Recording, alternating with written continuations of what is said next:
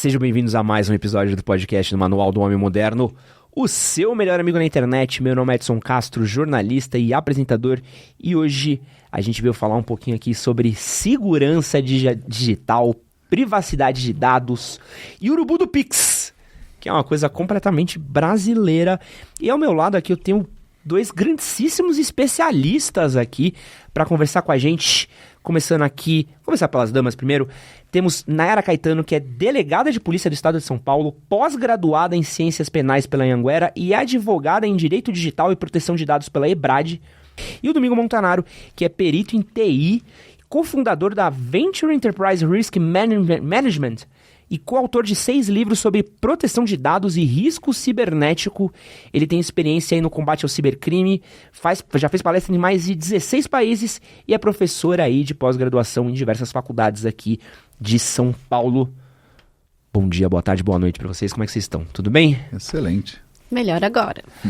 Gente, quero começar perguntando para vocês um panorama geral de como é que tá a segurança de dados, de RG, CPF, endereço, telefone do brasileiro hoje. Como é que tá Tamo bem, tamo seguro, tamo solto, como é que estão as coisas? Nossa, já começou pegando pesado. Você quer que fale a verdade ou... Aqui, se possível para ajudar nós, a verdade. Não, mas isso eu deixo pro domingo. Tá péssimo. Tá bom. Esse é um bom jeito de começar. Tá péssimo. E eu acho que, para não ficar uma coisa muito difícil de entender, eu gosto de fazer uns paradigmas, na verdade, umas comparações com coisas que a maioria das pessoas conhece. Dinheiro, né? Se você olhar 40 anos atrás, empresas que tinham dinheiro em caixa, onde que eles guardavam esse dinheiro? Deixavam em qualquer gaveta? Deixavam na copa? Deixavam no cofre, tá certo? Então... hoje em dia se diz, né, os dados são o novo petróleo, depois daquela matéria que saiu do The Economist e tal, né?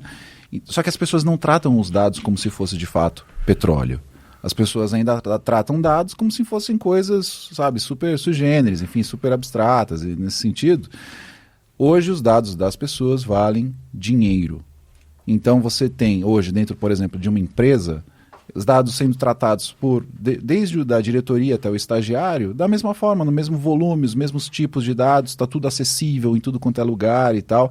É como se, fazendo um paralelo, é como se você deixasse a porta do cofre aberto para qualquer um num cenário de 40 anos atrás. E aí quando você fala do brasileiro, por exemplo, né, tudo que tem a ver com documentos e etc., esses dados ao longo do tempo foram sendo coletados por um monte de empresa. Um monte de órgão público, um monte de instituição por aí, e isso vai ter uma prática chamada enriquecimento, a gente pode falar um pouco disso depois, né? Que muitas empresas, instituições estão fazendo, que é juntar dados de várias bases de dados, e isso para quê? Para utilizar, para vender, para dar crédito, tem uma série de hipóteses ou possibilidades que se podem fazer com esses dados para ganhar dinheiro, tá certo?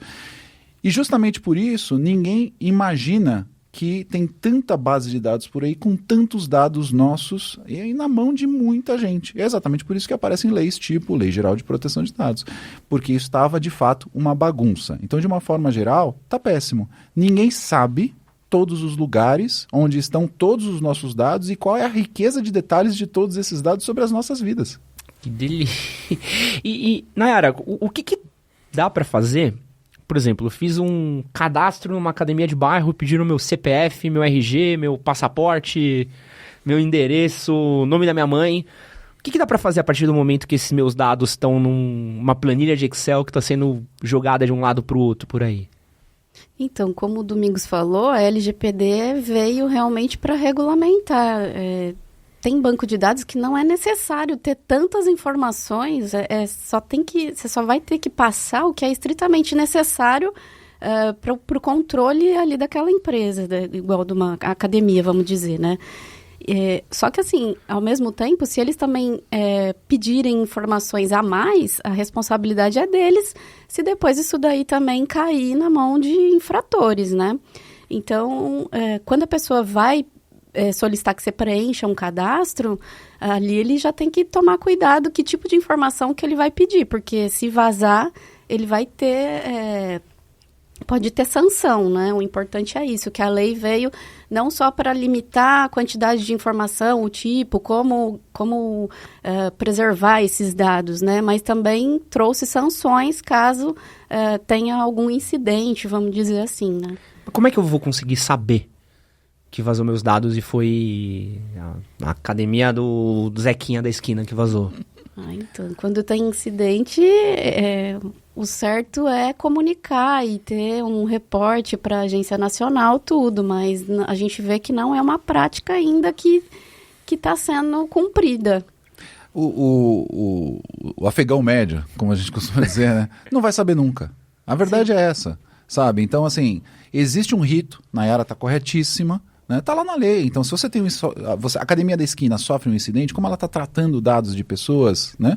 Ela é obrigada a fazer um reporte desse incidente, né? Até era 2 dias úteis, agora está indo para 3 dias úteis, tanto faz. A questão é que precisa fazer essa comunicação à Autoridade Nacional de Proteção de Dados, que vai tratar esse incidente como milhares de outros que ela deveria tratar, ou trata, enfim. Até acho que eles são muito competentes lá, mas como tudo no Brasil, os órgãos públicos são subdimensionados. Então imagina, tantas empresas tratando dados e etc., e eles, por mais heróicos e competentes que sejam, são poucas pessoas, sei lá, tem o quê? 30, 40 pessoas lá, sabe? Então, estamos falando de que no dia a dia, os dados da galera estão, de fato, vazando, e eles nunca vão saber que foi da academia. Na lei, no papel, tá de fato bonitinho. Não quer dizer que não tenha oportunidade de melhoria, mas já tá bom no papel, na lei. Agora, no rito do dia a dia, vixe, não vai saber. Porque as pessoas não tratam esses dados. A essência do problema não é na lei. A essência do problema é na cabeça do pessoal, na cultura das pessoas, de não tratar o dado como se fosse dinheiro. Ó, você falou lá, você vai na academia, faz o cadastro e etc. Se as pessoas pensassem naqueles dados que estão dando, porque, vamos dar um passo para trás, o dado não é da academia. O teu dado sobre o teu nome, teu endereço, etc., isso tem uma propriedade. De quem é esse dado? É do titular, meu, dela. O dado dela só está custodiado na academia, mas é dela. Então, quando você passa esse dado na drogaria, na academia e etc., você está tratando isso como se fosse o seu dinheiro? Você está tratando isso como se fosse o seu carro? Você emprestaria o teu carro lá na drogaria? Ó, cuida bem do meu carro, hein? Você vai me devolver, tem que estar inteiro e tal. Você não está com esse nível de cuidado com relação ao teu dado. Afinal de contas, todo mundo pede para um monte de gente, todo mundo passa. Não é verdade? Quem é que está espertão ali na hora de chegar na academia e falar: por que é que você precisa saber o meu endereço anterior? Sei lá, umas coisas... Por que você... Ninguém pergunta hoje em dia. Você pode... Tudo bem, a Nayara pode perguntar. Talvez você, Ed, pergunte também. Eu já nem tenho esperança. Uma coisa que me pega é que, por exemplo... E aí, podem me corrigir, tá? Sei lá, eu tenho 36 anos. Há 15 anos atrás, era uma coisa que pelo menos minha mãe falava assim: ó, não passa o seu CPF pra ninguém. O CPF não passa, não sei o quê. Hoje, se às vezes você vai dar bom dia numa farmácia, qual é o seu CPF, senhor? Exatamente. Eu falo, meu, quero pegar só uma Neusaldina, mas o seu CPF! A farmácia é o maior, meu, não, te tratam que nem lixo, mas por que querem tanto meu CPF agora? Porque deixou de ser importante o CPF ou o CPF agora virou, pode dar pra qualquer um e tá tudo bem? Virou uma prática de negócio das empresas, Tá. Monitorar o comportamento dos seus clientes. Porque isso vale dinheiro. Aliás, isso aumenta o lucro do negócio. Então, se isso aumenta o lucro do negócio, é uma prática que eles vão fazer cada vez mais. Eles se tocaram ao longo dos últimos 20 anos que, se eles entenderem que o Ed, a cada X tempo, compra uma Neusaldina e etc., eles podem fazer campanhas dizendo: Ed, olha, faz 60 dias que você não compra a sua Neusaldina aqui. Olha, promoção. Vamos fazer Você que aqui... compra todo mês fralda. Olha, Isso. não perca essa oportunidade. É isso, e eles não perdem, veja, aí eles evitam que você vá comprar num outro lugar, eles talvez te mandem com a tal da promoção que a Nayara muito bem lembrou, eles aumentem o ticket, né? Existem N métricas de negócio para isso, né? Aumentam o ticket por pessoa na sua faixa de renda e etc. ao longo do tempo, e eles têm esses indicadores para mostrar para a presidência, conselho, investidores, acionistas: ó, nosso business está indo cada vez melhor. Mas se eles não monitorarem isso, te pedindo o CPF o tempo todo, como é que eles vão saber? Mas é seguro eu passar meu CPF por aí? E é como a gente já disse, na verdade, às vezes acaba vazando muito mais que CPF, né? Acaba vazando seu nome com CPF, data de nascimento, filiação, endereço, telefone, tem tudo. Vamos dizer também quando você vai passar em algum prédio que pedem reconhecimento, você precisa tirar uma foto. Se vazar aquilo ali, pode até abrirem contas no seu nome, né? Porque já vai ter ali o reconhecimento facial sobre. Então, tem muito mais informações que às vezes a gente devia ter mais preocupação do que o simples CPF, vamos dizer, E tá acontecendo, hein? Nayara tocou num tema aqui que esse tema de abertura de conta falsa com base na foto, na biometria facial. Porque eu nunca tinha brisado nisso, porque tem isso, né? Esses dias fiz uma coisa na academia e foto, 30 versão da sua digital. Porque, tá acontecendo. Caraca, então podem tirar uma moto no teu nome às vezes... Se for só uma moto, você tem que ficar feliz. Os caras compram um apartamento em Copacabana, né? Tô lá dividindo. Se você tiver crédito pra isso, eles vão fazer. Caraca. Não, um dos golpes mais comuns, a Nayara com certeza dá aula disso, mas um dos golpes mais comuns disso, de o que tá acontecendo hoje em dia, a pessoa chega com flores na casa da dona Joana, fala, presente pra senhora, dona Joana mandaram. A dona Joana fica feliz, que legal, tal. Agora eu só preciso que a senhora tire uma selfie aqui pra eu poder colocar no meu sistema que eu entreguei. Eu preciso provar para minha empresa que eu entreguei para dona Joana as flores. Mas, na verdade, o entregador é falso, a flor é um investimento do golpista para poder praticar aquele golpe, e, na verdade, ele tá com o aplicativo do banco aberto, onde ele já pré-preencheu os dados da dona Joana, o nome, o telefone, endereço, etc., e só está naquela etapa de confirmar a biometria facial para abrir a conta. E aí, no momento que ele abre a conta em nome da dona Joana no celular dele, do criminoso, ele já faz um empréstimo, porque já vai ter empréstimo pré-aprovado. Eu já prendi uma quadrilha assim, que eles acabaram, era financiamento de veículos. E o problema é o seguinte, para a polícia fica difícil, porque quando você vai pedir os dados, vai vir que teve um reconhecimento facial. Como você vai falar, mas você não sabia? Tem até aqui seu rosto. Aí fica nessa questão da pessoa falar, não, mas não... Até ela lembrar... Que dia que foi? Aí falar, nossa, veio uma pessoa me entregar flores ou uma caixa de bombom, alguma coisa. Aí você vai relacionando que a pessoa também é vítima, vamos dizer. Caralho, isso é desesperador, velho. Eu tenho... E é muito doido. E aí eu posso falar aqui uma outra ponta que eu já passei. Eu fui presidente de Atlética há uns 10, não mais até, uns 12 anos atrás. E uma vez chegou um cara na faculdade... pra gente, perguntando assim, isso muito tempo antes de lei de proteção de dados, de tudo. O cara virou e falou assim, tudo bem, sou fulano, tal, nome de empresa X, vocês têm os dados dos alunos de vocês? A gente falou assim, a gente tem, né? A gente tinha mesmo um Excel, que a gente tinha o nome de todos os alunos, e-mail, celular, tudo que a gente pegava quando vendia pacote pra viagem, pra jogos, etc. A gente tinha lá que era, tipo, registro de e-mail que a gente mandava, coisa que a gente mandava, era meio que um cadastrão ali que a gente tinha pra entender a galera. Assim, então, se você vender esse Excel pra mim, eu te dou tanto por tantos nomes, pra tantos nomes.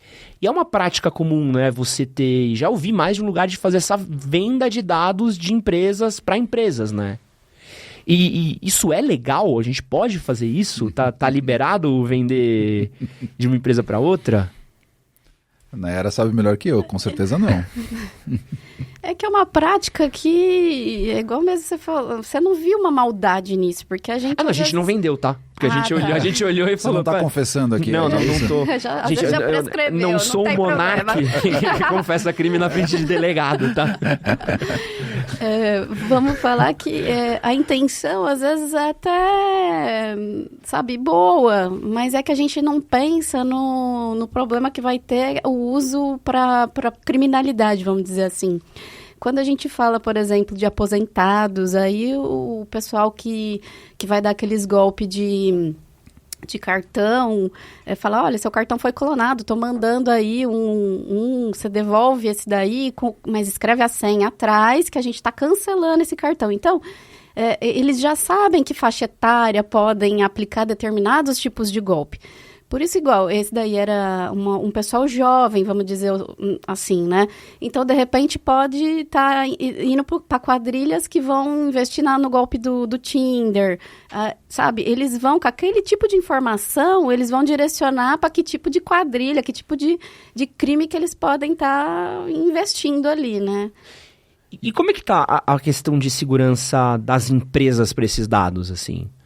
Então, porque quando a gente está falando de empresa, a gente está falando, às vezes, desde uma... E eu vou citar nomes a esmo, tá, Brasil? Não estou atribuindo crime a ninguém, mas a gente está falando, às vezes, desde uma Prevent Senior, que deve ter uma base gigante, uma empresa enorme, que tá muito grande, mas também a gente está falando, às vezes, da academia da esquina, tá falando do salão de beleza, tá falando da manicure. Como é que tá essa questão das empresas protegerem esses dados dos clientes delas? Eu vou começar porque é o que eu faço no dia a dia. Eu vou dividir aqui 10%, vamos dizer assim, 10% das empresas de médias para grandes, tá? E principalmente as grandes, as enterprises e tal, são aquelas que hoje estão perdendo mais dinheiro com isso. São alvos aí de multas, regulação, inquérito civil público, processos judiciais e perdas até por conta de interrupção de operações. Tem muitas empresas que, por conta de um código malicioso que roda, criptografa tudo e etc., elas ficam dias sem conseguir operar. E aí isso acaba terminando aí, culminando em lucro cessante. A empresa, não ganha dinheiro. Não opera. Só interrompendo, o importante acho que é frisar essa parte. Porque às vezes a pessoa fica preocupada só, vai vazar, dados de outrem, né? Então não vou me preocupar. Só que depois, a hora que criptografa tudo e exigem um valor astronômico e para a sua empresa inteira, é aí que ele vai sentir o golpe, né? E é exatamente aí onde eu vou chegar, que é esse pessoal está aprendendo pela dor e não pelo amor. Então, assim... Vários executivos, executivas, presidentes, membros de conselho, há anos vêm escutando, olha, é importante a gente se preocupar com segurança da informação. Ah, tá bom, o pessoal da TI deve estar vendo isso. O pessoal da TI deve estar de olho. Aí, de repente, acontece um incidente. Opa, precisamos levar esse assunto a sério, então. Então tá aprendendo pela dor. O PlayStation foi assim, né? Nossa, no caso da Sony, com certeza. O hack da Sony, né? Foi um negócio assim absurdo. São grandes casos que ensinam uma grande lição para uma empresa desse tamanho. Dentro ainda desses 10%, tem uma pequena fatia, assim, empresas super diligentes, super maduras. A gente vê muitas dessas no setor financeiro, né, no sistema financeiro nacional, os grandes bancos de varejo, mas porque eles já vêm apanhando com fraude, né, se eu posso usar essa palavra, apanhar, há 20 e tantos anos. Eu mesmo trabalhei no grande banco brasileiro, fazendo investigação de fraudes durante 4 anos da minha vida. Sabe? Então, assim, eu sei que eles estão perdendo muito dinheiro há muito tempo por conta de fraude. Então, isso fez aumentar a maturidade de risco cibernético, que a gente fala, né? Dentro até mesmo no nível de conselho, sabe? Comitê executivo, o pessoal está de olho nisso. Só que isso é uma pequena parcela desses 10% que eu estou te citando das empresas que sequer têm alguma coisa de segurança da informação. Eu não conheço muito bem de pequenas empresas, mas assim, a gente vê no dia a dia, né? A Nayara também tá vendo isso lá nos inquéritos dela, eu tenho certeza.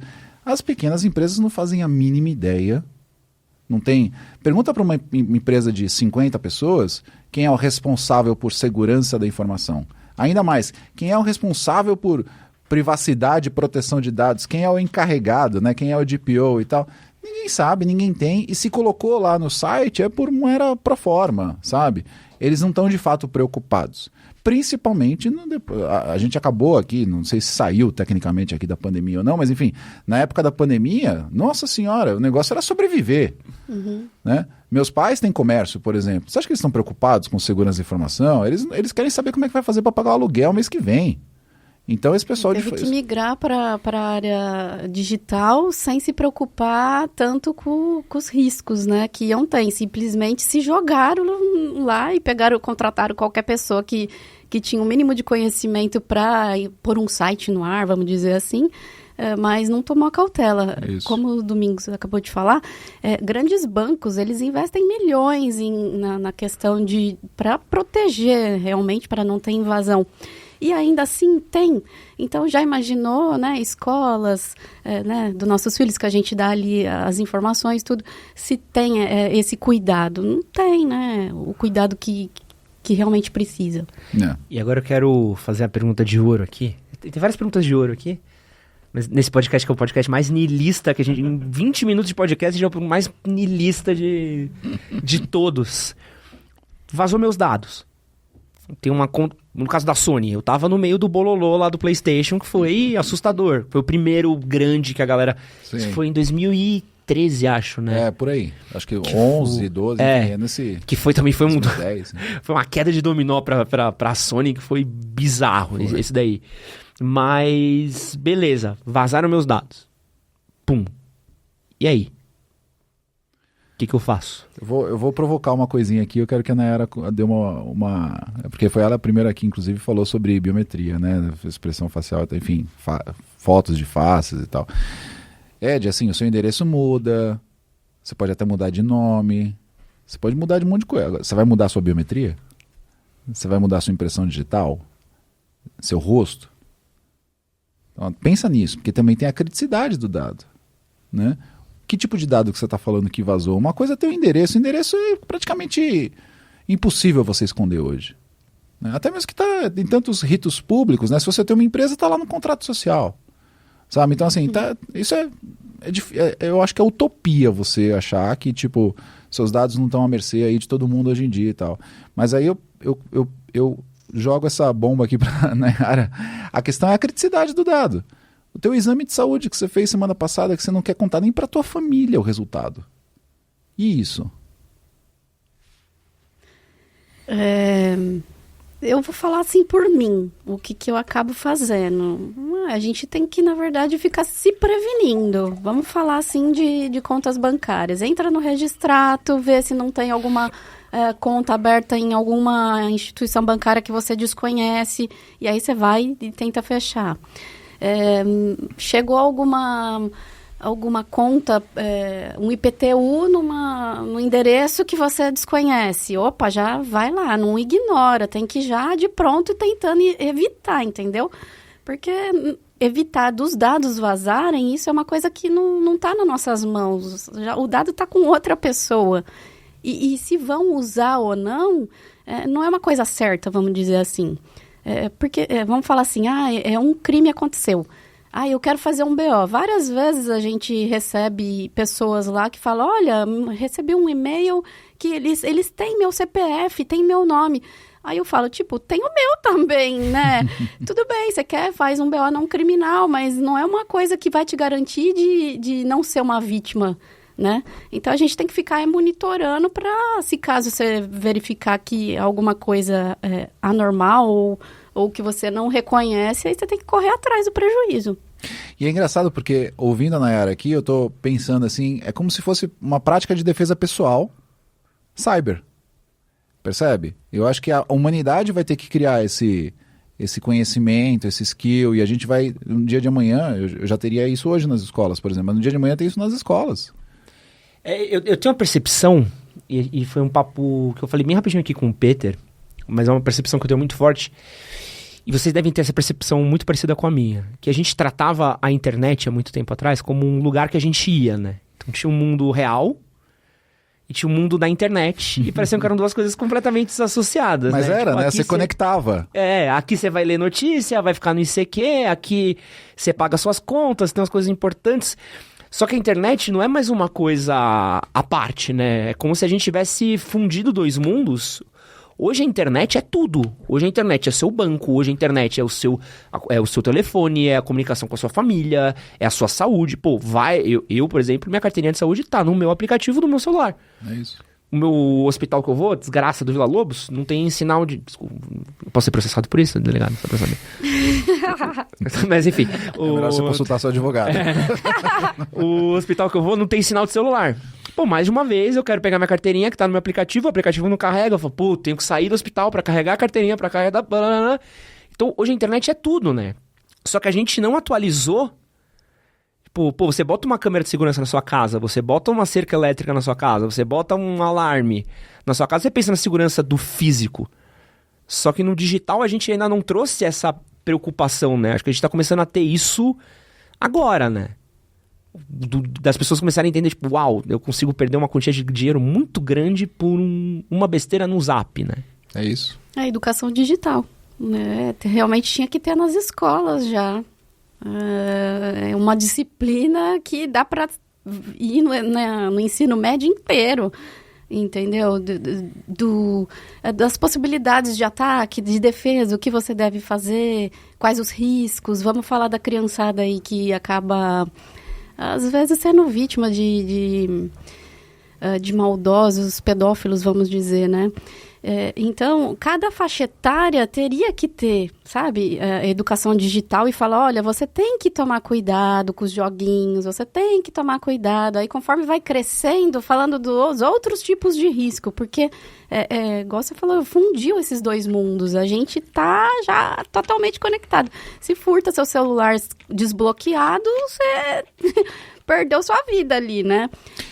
E de câmera também, você falou. Às vezes você contrata a câmera para verificar sua casa se está tudo bem. Você não vai imaginar que os caras vão hackear e verificar tudo suas câmeras, o que você anda fazendo lá dentro. E deixar a imagem que tá tudo bem enquanto eles estão roubando lá, que nem nos filmes, né? E você sabe que você tá falando dos impactos do dia a dia, ouvindo aqui na Era também, assim... Eu acho que o público em geral, você tocou num ponto que deveria ser falado nas escolas, nas igrejas, nos encontros de comunidade e não estar restrito só aos experts, sabe? A Nayara, ela estuda, eu estudo, a gente vai nos nossos grupos de estudos e etc. A gente fala o tempo todo sobre isso, mas a gente representa menos de 1% da população que é expert no assunto, que conhece do assunto. O ser humano médio, o afegão médio, não tem ideia que você pode morrer por um tema desse. Aí você fala, o cara é cavaleiro do apocalipse, tá dizendo... Já tem casos de hospitais que tinham sido impactados por ransomware e parou de funcionar o pronto atendimento numa cidade pequena. Chegou lá e falou, desculpa, não podemos tratar o paciente grave aqui, nossos computadores não estão funcionando. Quando os nossos computadores não estão funcionando, as máquinas de exames e tudo mais não funcionam também. Você tem que redirecionar esse paciente que acabou de chegar em estado gravíssimo numa ambulância para ir para outra cidade. E no transporte a pessoa morreu. Eu não estou inventando, já existem casos assim. Então, assim, óbvio que eu estou pegando o caso mais, assim, absurdo. Disso, no meio do caminho, a pessoa... Tem muita gente que hoje, por conta... É um negócio idiota, mas tem gente que, assim, estraga a sua vida até de se suicidar porque vazou um nude. Não é, Nayara? A gente vê isso o tempo todo.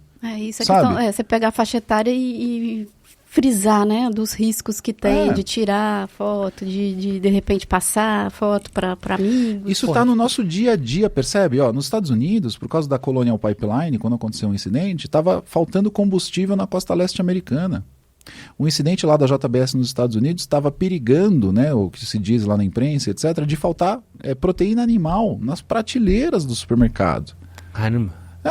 Teve um ataque a uma estação de tratamento de água na Flórida que, de propósito, o ex-funcionário estava fazendo isso, sei lá, porque estava...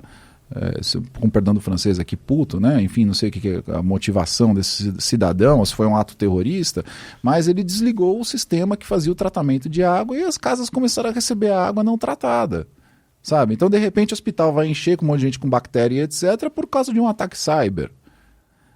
Só que quando eu falo essas coisas, para a pessoa, o afegão, o médio, parece, isso aí é coisa de filme ainda, etc. Não, está acontecendo. Sabe? Só que nas pequenas coisas você vai percebendo. Aconteceu um incidente lá do Connect SUS, saiu o negócio do ar lá e tal, e por vários dias as pessoas tiveram problema nos aeroportos para poder viajar, porque não conseguia mostrar no aplicativo do Connect SUS a carteirinha da vacina lá, e sem o negócio da vacina não podia viajar. Então, assim, essas coisas estão acontecendo no nosso dia a dia. Você acabou de falar no teu caso do hospital, etc. Que bom que você tinha condições de ir lá fora, pegar sinal, pegar a carteirinha, etc. E se você estivesse no estado grave? Está acontecendo. A galera que nos tocou. E aí eu quero entrar aqui na primeira... Não é a primeira grande questão, mas é uma das essenciais que a gente tem sofrido muito nos últimos meses, que é o Pix. O Pix deixou mais fácil da gente tomar golpe financeiro no Brasil? Com a palavra a mestra no assunto. Olha, o Pix, ele veio, na verdade, para facilitar a nossa vida, né? Pagamento instantâneo. Mas como a gente já frisou aqui, quando tem uma coisa que vem para o bem, também tem seus riscos. né? Então, eu não vou demonizar falando que o Pix é ruim. Na verdade, se você for ver a quantidade de transações, nós mesmos, quantos Pix você já fez que realmente foi efetivo, que foi, né, que deu tudo certo? Então, se você for ver a quantidade que é utilizada para o crime, ainda assim acaba compensando os benefícios que ele trouxe, né? Mas por ser um pagamento instantâneo, você tem que tomar cuidado, porque não é aquela questão que você vai pagar e ter um tempinho que depois dá para reaver, entendeu? Pagou. Se você caiu num golpe, dificilmente vai ser possível você reaver o dinheiro, né? E por que tem... Porque assim, cara, golpe do Pix tem robô do Pix, urubu do Pix, tem... Cara, as modalidades que o brasileiro inventa de Pix é muito grande, né? Vai associando uma com a outra. Eu quero até falar de um caso em particular aqui, mas vou deixar ele pra já. O brasileiro é tão criativo pra essas coisas. O brasileiro é incrível, assim, a nossa capacidade de dar golpe é uma coisa assim de outro universo. Por que é tão comum esses golpes? Parece que eles não param de surgir e a gente continua caindo neles, doutora. É falta de educação digital. Na verdade, você vai ver esses robôs do Pix. Investe R$100, daqui um dia você vai receber 1.000. É umas coisas que, gente, não, é inimaginável, entendeu? Qual o investimento que você consegue, né? É surreal certas coisas, que aí você fala, não é possível que a pessoa caiu e acreditou numa coisa dessa, mas, infelizmente, a população, por falta de conhecimento, acaba caindo. E não é só caindo. Aí a doutora sabe falar muito melhor do que eu, tem a questão da responsabilidade objetiva, né? Porque assim, quando você fala que a pessoa caiu no golpe, parece que ela é super ingênua, que é o que ela tá falando. Pô, você investe 100, mas... Cara, você sempre vai querer tirar a vantagem. E como tirar a vantagem tá na nossa cultura, percebe? Exemplo, veja, não é do digital isso. É como ela muito bem colocou, é da educação, é da cultura.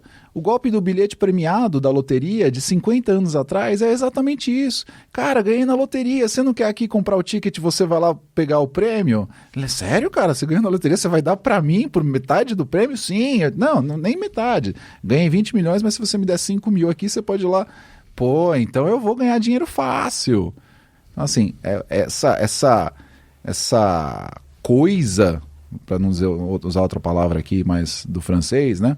Essa coisa de você ganhar dinheiro fácil, sem trabalhar e etc. Pô, aí você vê todos esses golpes de cripto, não precisa nem falar de Pix. Como é que eu vou ganhar dinheiro fácil agora? É cripto? Então toma aqui um caminhão de dinheiro. Qual que era o nome da pedra? Você lembra? Maravilhosa. Não, o golpe que rolou do Palmeiras é maravilhoso. É maravilhoso. E ali é gente que ganha dinheiro mesmo. Ali é gente que deveria ter responsável. Ali é loucura, né? A gente é muito assim, né? Mas tem algum jeito de eu... Vamos cair num golpe, cair no urubu do Pix, doutora. Tem alguma... Eu consigo devolver aquele dinheiro? Consigo reaver aquele dinheiro ou esquece? Você estava comentando aí do golpe quando é pirâmide, gente, às vezes é muito bem elaborado, entendeu? Às vezes eu falo, meu Deus, eu mesma poderia cair. Você tem que tomar cuidado onde você vai investir o seu dinheiro, né? Mas voltando na pergunta que você fez, se eu cair no golpe, não, né? Cair no urubu. Pô, dei 200 para receber 400. Esquece, não volta mais. Entra com ação cível, sabe, gente, o problema é que sempre quando a pessoa cai no golpe, ela quer envolver a polícia e quer que a gente resolva o problema de pegar o dinheiro dela de volta, entendeu? Ela não pensa assim, tem uma criminalidade por trás. Às vezes a gente fala, olha, é importante registrar o BO e tal, mas na verdade a gente vai atrás dos autores do crime, né? E assim, eu não vou atrás do seu dinheiro. Então não quero fazer. Entendeu? Ela só quer saber de reaver o dinheiro, de prender ninguém, ou falar, tudo bem, achamos a quadrilha, precisa que a senhora venha aqui depor. Não, agora eu não estou muito ocupada, não posso. Aí depois tem fórum, tem, sabe, quando se fala num crime, tem depois várias etapas a serem seguidas, né? E a vítima geralmente pensa só no próprio umbigo, caiu, foi enganada mais ou menos, né? Que queria tomar uma vantagem. E depois joga a responsabilidade pro outro se virar para resolver para ela, né? E como é que a gente tá nesse quesito de prender essa galera que tem dado esses golpes de Pix? Como é que tá a questão? Tamo prendendo uma galera? Não tamo? Como é que tá nossa infra para correr atrás de quem tá praticando essa modalidade? Olha, eu vou falar assim, da Polícia Civil de São Paulo, a gente está tendo diversos cursos que estão capacitando os policiais para ter uma investigação mais cibernética, vamos dizer assim. Mas, assim, não é uma coisa unânime que seja, realmente todos os policiais são capacitados para estar investigando esses tipos de crime, ainda mais quando se fala em ransomware ou outro tipo, tem que ter um conhecimento mais avançado de tecnologia, de informática, coisa que um policial, nós somos formados igual, exige direito, que eu seja formado em direito para entrar. E aí, quando eu vou, uma delegada de polícia do crimes cibernéticos, vão investigar um ataque cibernético muito, elaborado, muito sofisticado. Realmente, eu tenho que ter, às vezes, um time por trás que possa, às vezes até com empresas que possam nos dar suporte de direcionar para onde que é possível a investigação, né? E os policiais investigadores também. A gente faz curso, tudo, mas ainda assim... gente, a quantidade de crime que é cometido na internet ou no modo físico, assim, é surreal. E falar que a polícia vai dar jeito, que vai conseguir investigar tudo, não é possível. Realmente. É aí que eu queria me meter, inclusive, Nayara. Não é só uma questão de conhecimento, concorda? É uma questão de infraestrutura, assim, investimento do Estado, né? Enfim, eu que conheço bem muita delegacia de polícia do país e tal, cara, você vai em delegacia que não tem viatura. A viatura não sabe. Estou falando besteira? Não. Sabe? Então, assim, não é só uma questão de conhecimento. É investimento do Estado, de reconhecer que isso é uma coisa que está assolando a sociedade e precisa ser... Mas aí você olha a situação do tráfico de drogas e vê a situação que está. Então, assim... Porque na minha cabeça de leigo aqui, vocês podem me corrigir. Eu tô falando do Pix, golpe do Pix, que é a coisa mais plausível pra gente aqui. Pra gente, eu e o público aqui que tá conectado, tá com a mão dada aqui comigo, chorando, ouvindo esse podcast. Tecnicamente, na minha cabeça, é tipo assim, se a gente seguisse o dinheiro, a gente ia chegar em algum lugar uma hora ou outra. Então, pegaram dinheiro, eu fiz o Pix pro Urubu, chegou nessa conta X aqui, da Dona Eulália, que é a laranja do cara. Da conta da Dona Eulália, foi pra outra conta. Dessa outra conta foi pra outra...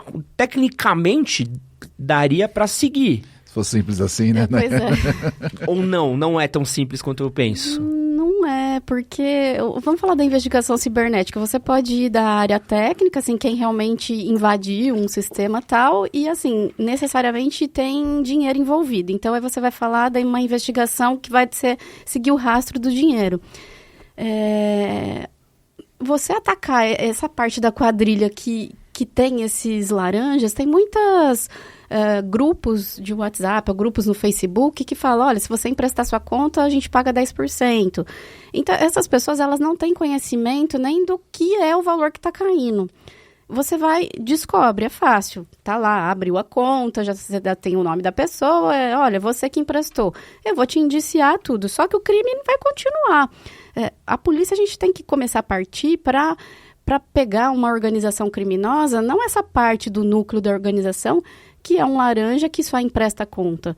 Ele ficou com 10%, você tem que tentar atacar quem ficou com os 90%. E ali vai transferindo, mas chega uma hora que eles sacam o dinheiro. Chega uma hora que compram imóveis, chega uma hora que compram veículos, e aí, só que também colocam em nome de laranja. Então, a investigação é bem mais complexa do que... Não é tão simples, e simplesmente só indiciar esses beneficiários não é o objetivo, não vai resolver o problema, né? Deixa eu te contar uma coisa do começo da minha carreira, Ed. Em 2003, eu comecei a trabalhar com investigações de fraude de internet banking em pessoa física, né? E aí eu tinha exatamente essa visão tua.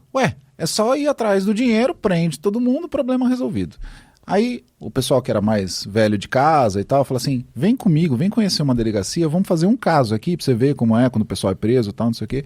E tinha lá aquelas operações que prendiam 100, 200 pessoas, que são os tais dos laranjas, né, então. Aí a pessoa vai na delegacia, no momento que tá depondo, fala assim, você fulano participou... Fraude?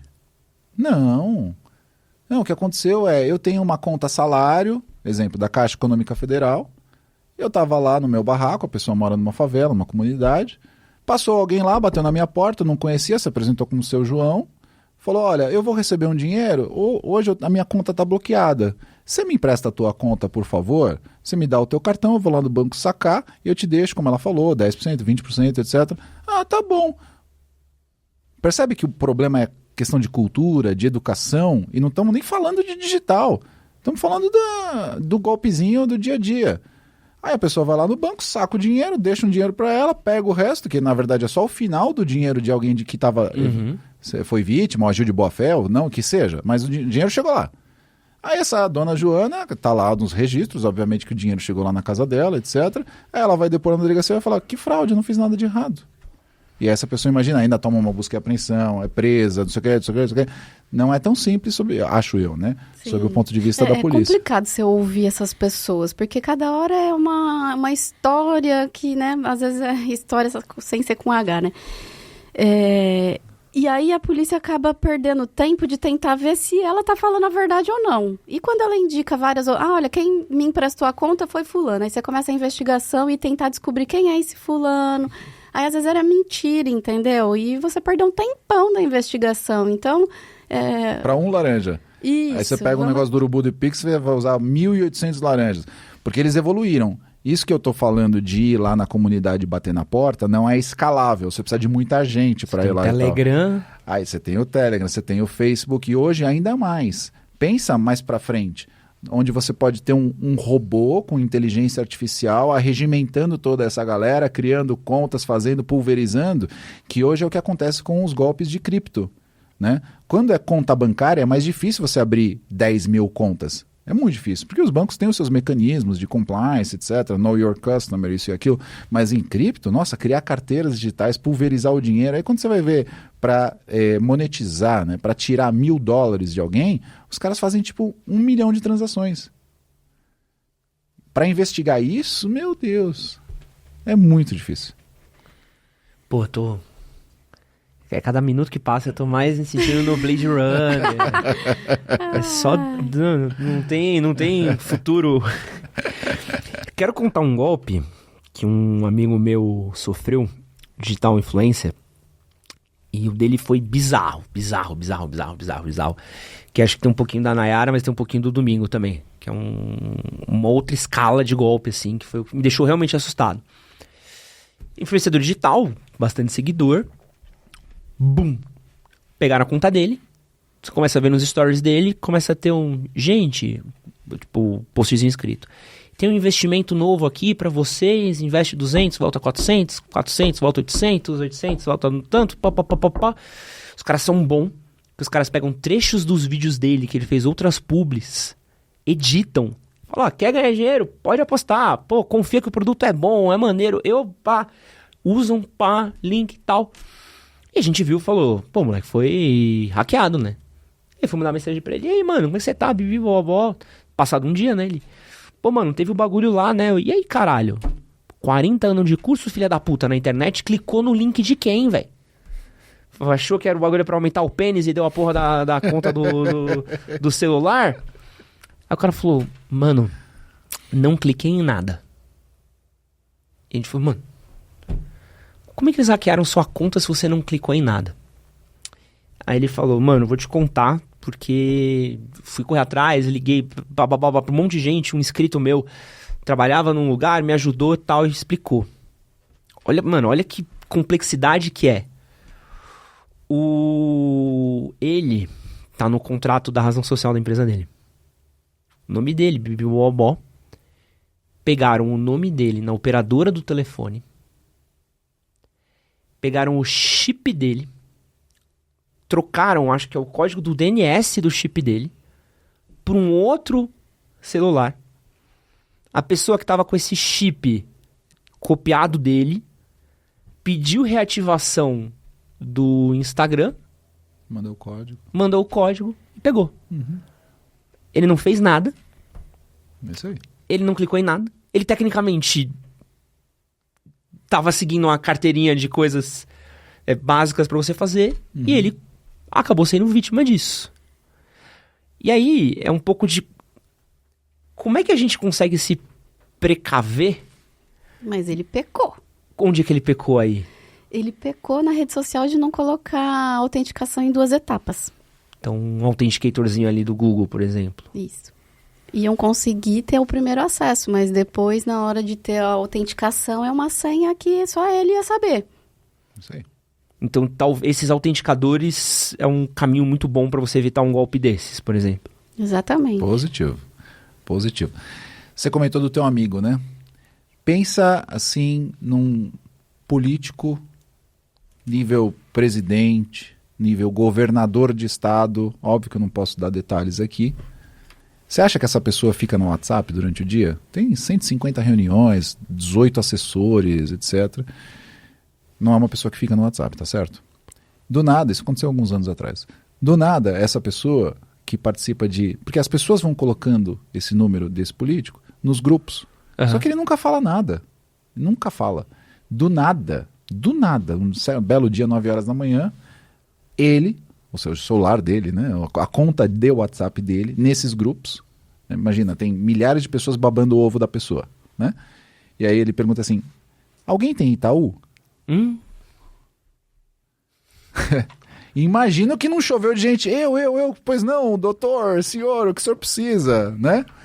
Não, ó, preciso que eu faça aqui uma transferência para esta conta, tal, não sei o quê. Assim, em coisa de 15 minutos, se levantou milhões de reais.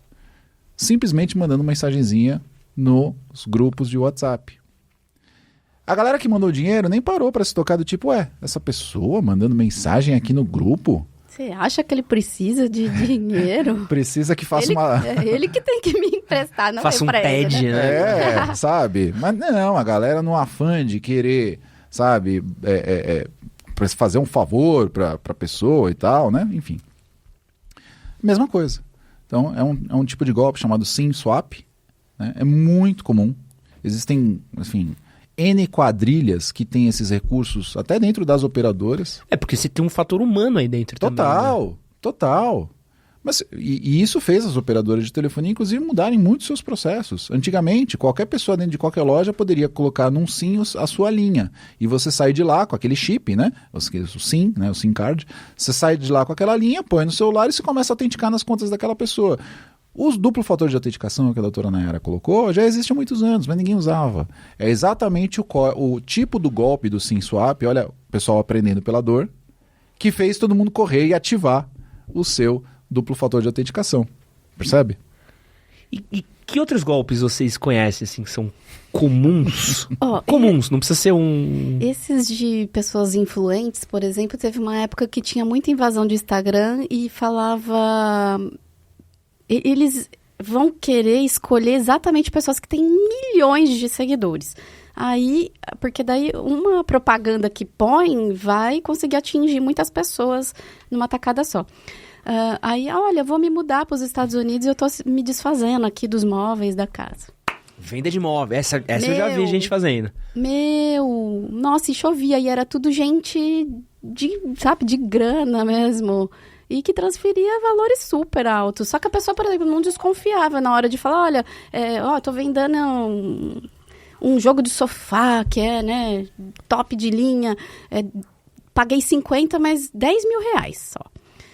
Na hora de transferir, não percebe, tipo, quem é essa pessoa que você está indicando para cair? Você não quer que transfere para sua conta?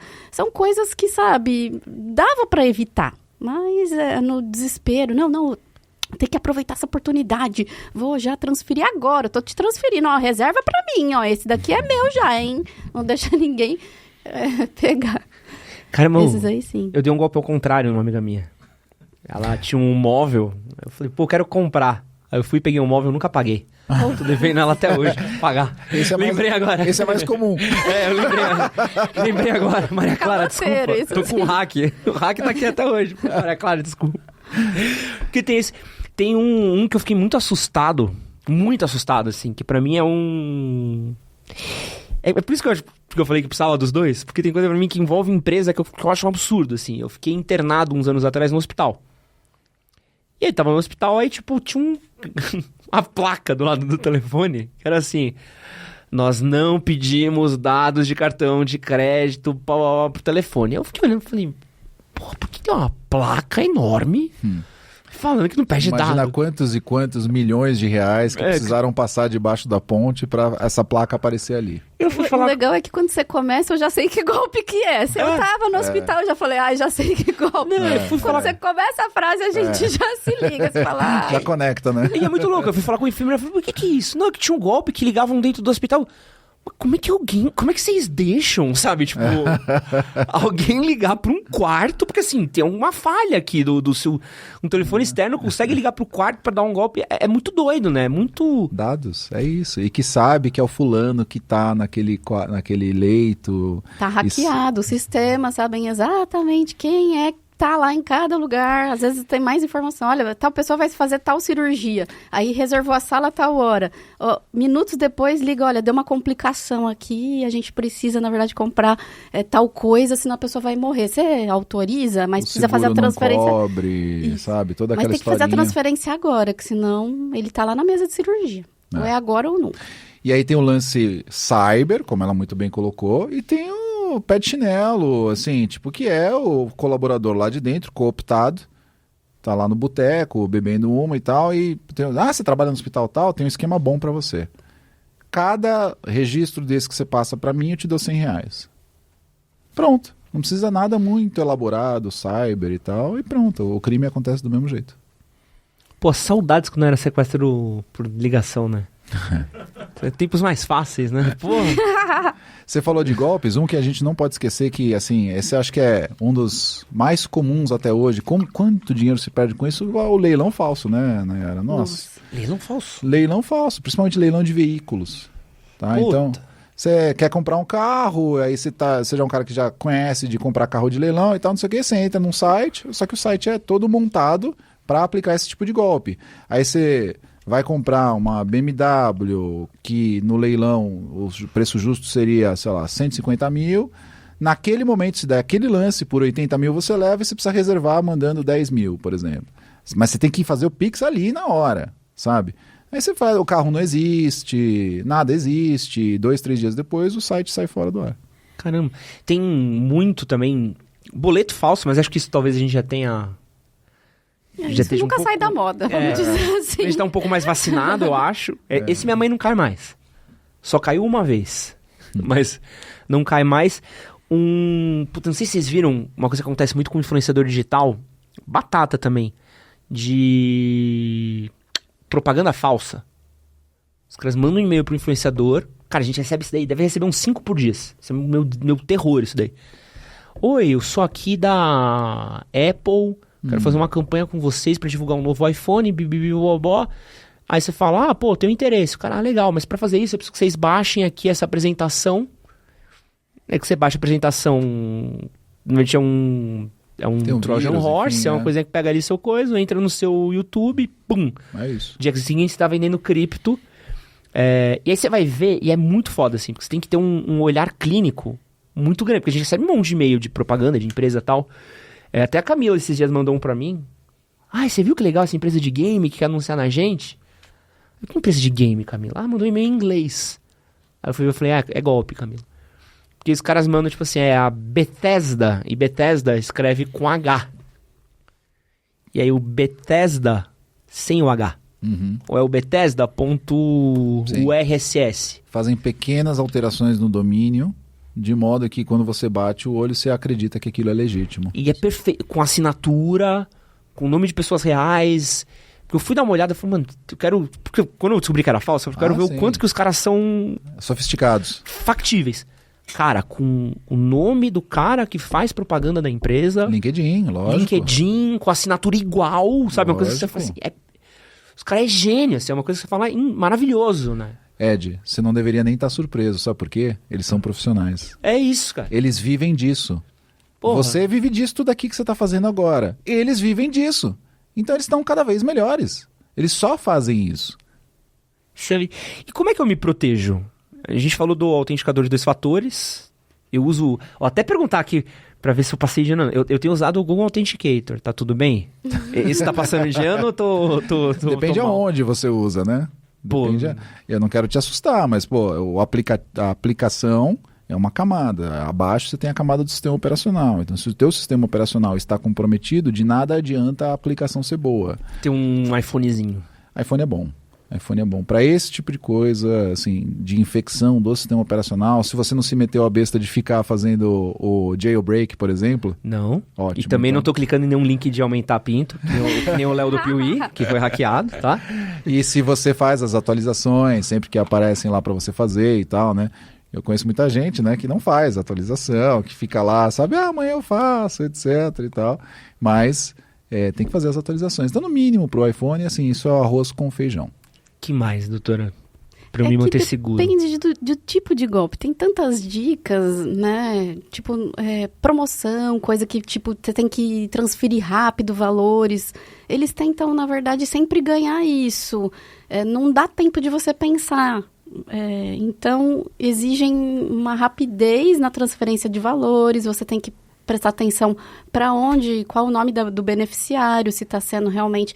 a empresa que você está contratando um serviço, ou de leilão, se está sendo realmente a empresa de leilão, porque vem muito em nome de pessoa física, e você fala, nada a ver. Então tem 2 pontos importantes aí, só pausando porque eu acho que são dicas importantes, assim, pro público, né? Então, tomar cuidado com essa coisa do sentimento de pressa, do tipo, vou vender uma, tem que comprar agora, tem que depositar agora, tem que fazer agora, que é onde ganha, conferir, pô, tô comprando do... domingo, pô, por que o Pix tá Rafaela? Por que o Pix tá Maria Clara? Entender se é de uma empresa, por que não tá indo pra empresa, tá indo pra pessoa? Que mais de outras maneiras eu posso me prevenir? Você me permite ser um pouco mais filosófico? Claro, pode. Eu acho que a tua pergunta já está indo para o caminho errado. Então, assim, existe uma sensação do público em geral, que você perguntou, o Authenticator, tal, não sei o quê. Existe uma sensação que, tipo, tecnologia é a bala de prata. Domingo, você que é o cara aí, me fala o aplicativo que eu tenho que usar. Aí eu vou lá, instalo o aplicativo e vida que segue. Não é isso. É muito mais cultura, educação, ficar esperto, desconfiar de tudo, estar alerta, do que instalar um aplicativo, comprar um antivírus. Eu estou te comentando isso, Ed, porque eu conheço bem a cabeça do empresário, que normalmente é o meu cliente. Então, eu tenho uma empresa que faz esse tipo de trabalho e tal. Mas o público, em geral, tá, tipo, anos-luz disso, mas ainda com a mesma mentalidade, que é... Pensa assim, Ed, sei lá, a academia. Você comentou da academia. Pergunta lá, gente, o que é que vocês fazem aqui para garantir a segurança dos sistemas de vocês? Ou o que vocês usam aqui para segurança e tal? 80% das vezes vão falar assim, a gente tem um antivírus tal. Porque a percepção do público em geral é, gastei um dinheiro com o antivírus, gastei um dinheiro com o firewall, gastei um dinheiro com isso, pronto, problema resolvido. É tal qual você achar que a segurança do carro é só o airbag e não você dirigir direito. Então, assim, você precisa ter o desconfiômetro. Você vai ganhar uma vantagem muito grande? Caramba, 90% das vezes, 98% das vezes é golpe. Mas é que você quer acreditar que você vai ganhar aquela vantagem e tal, sabe? Então, é muito mais comportamental o negócio do que comprar um antivírus, comprar um firewall. E aí, se a gente olhar, só para finalizar o raciocínio, principalmente para quem é empresário, etc., as empresas, ainda muitas empresas pensam com essa cabeça. Sabe? Do tipo, cara, mas eu gasto 120 milhões de reais com segurança da informação por ano. E quanto tempo você coloca nisso? Quanto de conscientização você está colocando na força de trabalho inteira?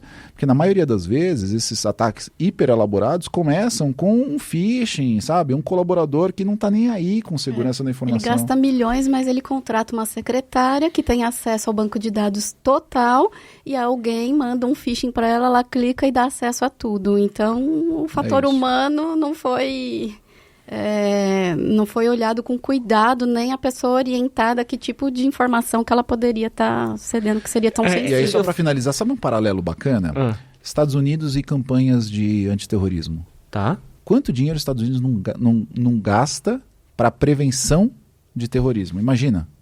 Bilhões e bilhões de dólares. E ainda assim, e tudo quanto é transporte público, metrô, ônibus, que você vai lá, etc., você vê lá os avisos. Shoppings. Se você ver alguma coisa, diga alguma coisa. Eles chamam a população para ajudar, né, nesse sentimento de se estamos o tempo todo sob ameaça, sob ataque, então vamos ficar alertas. Uhum.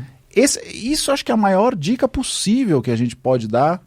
Claro, eu posso ajudar com N tecnologias, jeitos de trabalhar, etc. Mas no fim do dia, bicho, a gente tem que entender que está todo mundo sob ataque. Você já está esperto com isso porque você está recebendo os e-mails e está falando, os caras estão tentando me hackear. E vai acontecer cada vez mais. Por isso que o negócio precisa ser tratado na base da educação, as crianças, sabe? Eu falo isso porque nosso papel também aqui é um pouco disso, né? Então, tem coisa básica que eu acho que o público geral às vezes não sabe, é que, por exemplo, você consegue, às vezes com 2 cliques, descobrir o e-mail, a senha de alguém. Então, essa parte de senha eu ia pedir até a palavra para dar a dica. É tão difícil, mas cada lugar você tem que colocar uma senha diferente. Isso é muito chato. Então, é muito difícil fazer isso. Isso é a coisa que eu mais odeio de fazer senha. Com caractere. Eu odeio isso. Maiúsculo, minúsculo. Eu falo, mas às vezes eu também peco nisso. E depois você ter um lugar para você armazenar essas informações que seja segura também, né? De repente baixar um aplicativo que você possa estar deixando as senhas ali guardadas, não de fácil acesso. Cofre de senhas, muito bom. Isso. E aí eu quero falar do desespero atual do brasileiro, que é a questão do... O meu celular foi roubado, desbloqueado. E aí? Moiou? Aí é um desespero. Pode ter fotos ali que são comprometedoras, já vai estar suas redes sociais de fácil acesso, aí podem utilizar para estar anunciando produtos, igual a gente estava falando agora. Podem ter acesso à senha se não tiver no modo seguro e vão ter acesso às suas contas bancárias, porque está tudo já aqui, né? O aplicativo do banco já vai estar ali de fácil acesso. Então, eu acho que quando você passa por uma situação dessa, a primeira coisa é ligar nas suas instituições financeiras e bloquear. Olha, então antes de fazer BO, antes de qualquer coisa, é ligar nos bancos para evitar isso. Depois tentar bloquear o e-mail do aparelho, ver se se aquele aparelho fica inutilizável, né? E registrar um boletim de ocorrência também para poder reportar para as autoridades para saber onde que foi, onde está sendo a criminalidade e eventualmente, se o aparelho for localizado, e ter a responsabilização penal, vamos falar. Já que a doutora Nayara tocou a reação, deixa eu falar sobre a prevenção. Uhum. É o celular para ser roubado. O clássico. Isso é uma categoria que o brasileiro tem, né? Esse é meu celular, esse é celular pro bandido. A carteira do bandido era isso, não era? Tudo bem, essa é uma boa, inclusive. Mas eu não vou nem dizer se eu uso essa ou não. Mas pensa, de novo eu vou filosofar um minuto aqui. Uhum. Mas é para ajudar a galera a pensar isso. Será que seu celular realmente precisa ter 8.000 fotos dos últimos 3 anos ali na tua mão? Será que teu celular realmente precisa ter e-mails desde 2008 ali acessíveis? Por que é que você guarda e-mails de tantos anos na tua caixa de e-mail online? Se você pode fazer um backup, tudo bem, que o afegão médio pode nem saber como faz o backup, etc. Tudo bem, vai lá e aprende, afinal de contas, né? Você precisa se defender, você precisa estudar. Então veja, você tem que partir do pressuposto que você vai ser comprometido em algum momento. Isso faz você se comportar de um jeito muito mais seguro no dia a dia. Então, assim, cara, assim, quantas vezes... Ed, me fala você, quantas vezes você precisou, nós estamos em 2023, quantas vezes você precisou acessar um e-mail de 2017? Não. Neste ano? Não, nenhuma vez. Pode ser que você precise pegar um contrato que está lá e etc. Pode. Mas por isso que você vai deixar lá disponível para qualquer pessoa que pegue a tua senha, entrar, acessar a tua vida toda de e-mails? Não precisa. Então aplica a tal da cyberhigiene. Pega lá os últimos 10 anos de e-mail, deixa de 2022 para trás, deixa isso offline no teu cofre, no HD externo, na tua casa. Ah, mas e se eu estiver na rua e tiver que pegar um e-mail de 2017 e tal? Beleza, você vai pagar um pouco a mais por isso, em termos de esforço, né? Você vai chegar na tua casa, espera um pouco, vai lá, porque isso vai acontecer só uma vez por ano. Pensa na frequência de vezes que você vai precisar disso. Pensa na frequência de vezes, quando é que você precisa mostrar uma foto de 2017 para alguém no teu dia a dia? Ah, mas pode ser que aconteça. Tá bom, então você guarda num lugar online que seja um pouco mais seguro, que tenha um duplo fator de autenticação, que se quando alguém roubar o seu telefone não vai ter essa senha. Pô, não, é que você falou uma coisa que é legal, que é essa parada do... Pô, o carro tem airbag, o carro tem cinto de segurança, o carro tem uma fuselagem feita de um jeito para que ela amasse e não volte ferro em você. O ideal é que você não bata o carro. O ideal é que seu carro chegue no ponto A, ponto B seguro. É isso. Mas a gente ainda tem esses mecanismos de segurança. E você falou isso, é uma coisa que eu penso muito, tipo assim, pô, por que ter aplicativo de banco no celular? Se você não faz serviço de banco todo dia, se você não faz tudo, por que carregar uma coisa que o cara pode fazer um empréstimo de tantos R$1.000? Eu tenho vários amigos que têm 2 celulares, mas não para dar pro bandido, sabe? É tipo um celular para deixar em casa para fazer transação. Por exemplo, tá? É difícil, para não dizer um pé no saco, né? Se acostumar com isso. Mas é a nossa nova realidade, esse é o grau de risco que a gente corre. Talvez se a gente morasse na Dinamarca, a gente não estaria preocupado com isso. Mas aqui no Brasil, principalmente São Paulo, nossa, se você não se preparar para isso, infelizmente você corre um risco muito grande de ser a próxima vítima e vai sofrer pra caramba. E aí, eu quero entrar também agora num ponto que é a polêmica do momento, que é a questão das Big Techs. O quanto que essas Big Techs elas estão preocupadas com a segurança do usuário em geral? Porque a gente falou um pouquinho de grupo de golpe no Telegram, tem golpe no WhatsApp, tem esse monte de coisa. O quanto que essas empresas elas estão colaborando para essas questões de segurança com o público geral, ou é meio que meu aplicativo, minhas regras ainda? Eu acho que a gente já, assim, de forma geral, já tratou, né? Se você for falar de dados, tem, né, a lei de proteção que a gente já abordou.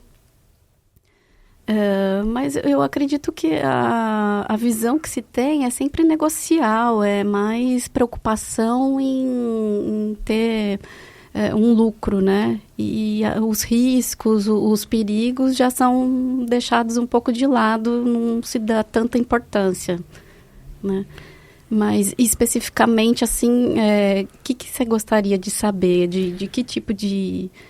Porque hoje eu vejo, por exemplo, o WhatsApp é um lugar que a gente... É o que era linha telefônica há 20 anos atrás. É a nossa vida ali. Você grampeava um telefone, por exemplo, numa investigação da polícia. Com uma certa facilidade ainda. Você não grampeia um grupo do Telegram. Ou você infiltra alguém. Mas se você precisar pegar dados, por exemplo, de uma organização criminosa, se precisar... Pô, a gente não consegue pegar dado de massacre de crianças. Você tem estudado isso, Ed? Tá? Porque é meio louco, né? O quanto que é a facilidade de contato pra gente conseguir resolver crime, poder chegar na ponta. As Big Techs, elas facilitam esse lado para as investigações? Tem algumas que tem, o law enforcement, que tem uma atuação com a polícia, assim, que é bacana. Um portal específico para isso, um canal, né? Isso. Agora eu estou na divisão anti-sequestro. Então, quando a gente está com uma pessoa sequestrada, ali a gente tem esse contato e tem que ser imediata as informações. Não dá para você tratar como uma investigação que a pessoa caiu num golpe, você precisa de uma informação quem é o titular de determinada linha. Não é nesse viés, né? Ali você tem uma pessoa correndo risco de vida, risco de morte. Então, aí você tem umas informações rápidas, eu não posso reclamar, não. Se você for falar do Google, Apple, WhatsApp, Facebook, Instagram, tem uma parceria muito bacana. As informações são realmente rápidas. Mas vai ter outros aplicativos, mas que já não vai ser possível. Só que quando você está numa investigação dessa, você não pode ficar refém de uma informação só. Então, você tem que abrir linhas de investigação ou possibilidades diferentes para você chegar no objetivo. Então, por exemplo, o Tinder, a gente não tem um contato com eles. outros tipos de aplicativos de relacionamento que são utilizados com perfis falsos para atrair vítimas para serem sequestradas, a gente não tem esse contato. Mas então, eu não vou no Tinder perguntar quem era que estava se passando por Giovana, por Camila, não vou. Seria um caminho mais rápido, seria uma coisa a mais. Mas se eu não tenho aquela informação, vou partir para outro. Tá, então qual a linha que ela estava sendo utilizada? Aí o WhatsApp, então, eu consigo ter essa resposta. A linha da vítima. Então, você tem que sempre ter várias possibilidades. Eu acho muito bacana a tua pergunta das Big Techs, porque a nossa vida está hoje, nas redes sociais. E não precisa falar de rede social, você fala muito bem, WhatsApp. Se tirasse o WhatsApp seu hoje, Ed, como é que você faz o teu dia a dia, né? Você ia ser um pouquinho mais feliz, eu acho. Teria mais tempo para viver. Ia ser meia hora de, meu Deus do céu, e 24 de uau! Mas eu acho muito bacana a tua pergunta pelo seguinte. Eu acho que 20 anos atrás, se o WhatsApp tivesse nascido, por exemplo, nos Estados Unidos, sabe, e tivesse crescendo lá, muito provavelmente, isso a história conta, não sou eu que estou dizendo, tá? A Agência de Segurança Nacional Americana ia bater lá na porta dos caras e dizer assim, escuta, milhões de pessoas estão usando a tua plataforma. Ou você me dá um canal aqui de acesso para a gente poder fazer vigilância, e eu estou falando de segurança de Estado, não estou falando de investigação policial, tá? É tipo assim, cara, põe os milicos ali, o pessoal da National Security Agency lá, olhando e vendo o que está acontecendo, para prever ataque terrorista, para um monte de coisa assim, tá bom? Beleza. De uns anos para cá, isso não cola mais. Então, o caso divisor de águas disso é o atirador de San Bernardino, Omar Farouk, se não me engano o nome dele. Ele tinha um iPhone 5C, aí o FBI pegou o celular dele, né, para fazer uma perícia. Só que para poder fazer a perícia do telefone, você precisa ter o PIN, a senha, para desbloquear, né? Vários aparelhos, a gente tem alguns aparelhos na nossa área de perícia que conseguem bypassar, ou seja, pular essa tela, explorando uma vulnerabilidade no dispositivo. Mas, principalmente os da Apple, nos últimos, 5, 6 anos, está bem difícil de você conseguir fazer o acesso ao que tem no aparelho pela perícia sem o código da pessoa. Então a pessoa tem que te informar o código. Até hoje tem muita operação policial que o agente entra lá na casa do sujeito às 6 horas da manhã, pega o telefone e fala, me passa o PIN, me passa a senha. A pessoa passa a senha e vai lá e faz a perícia, coleta todos os dados para poder analisar. Sem isso, as forças policiais hoje, né, tem muita dificuldade.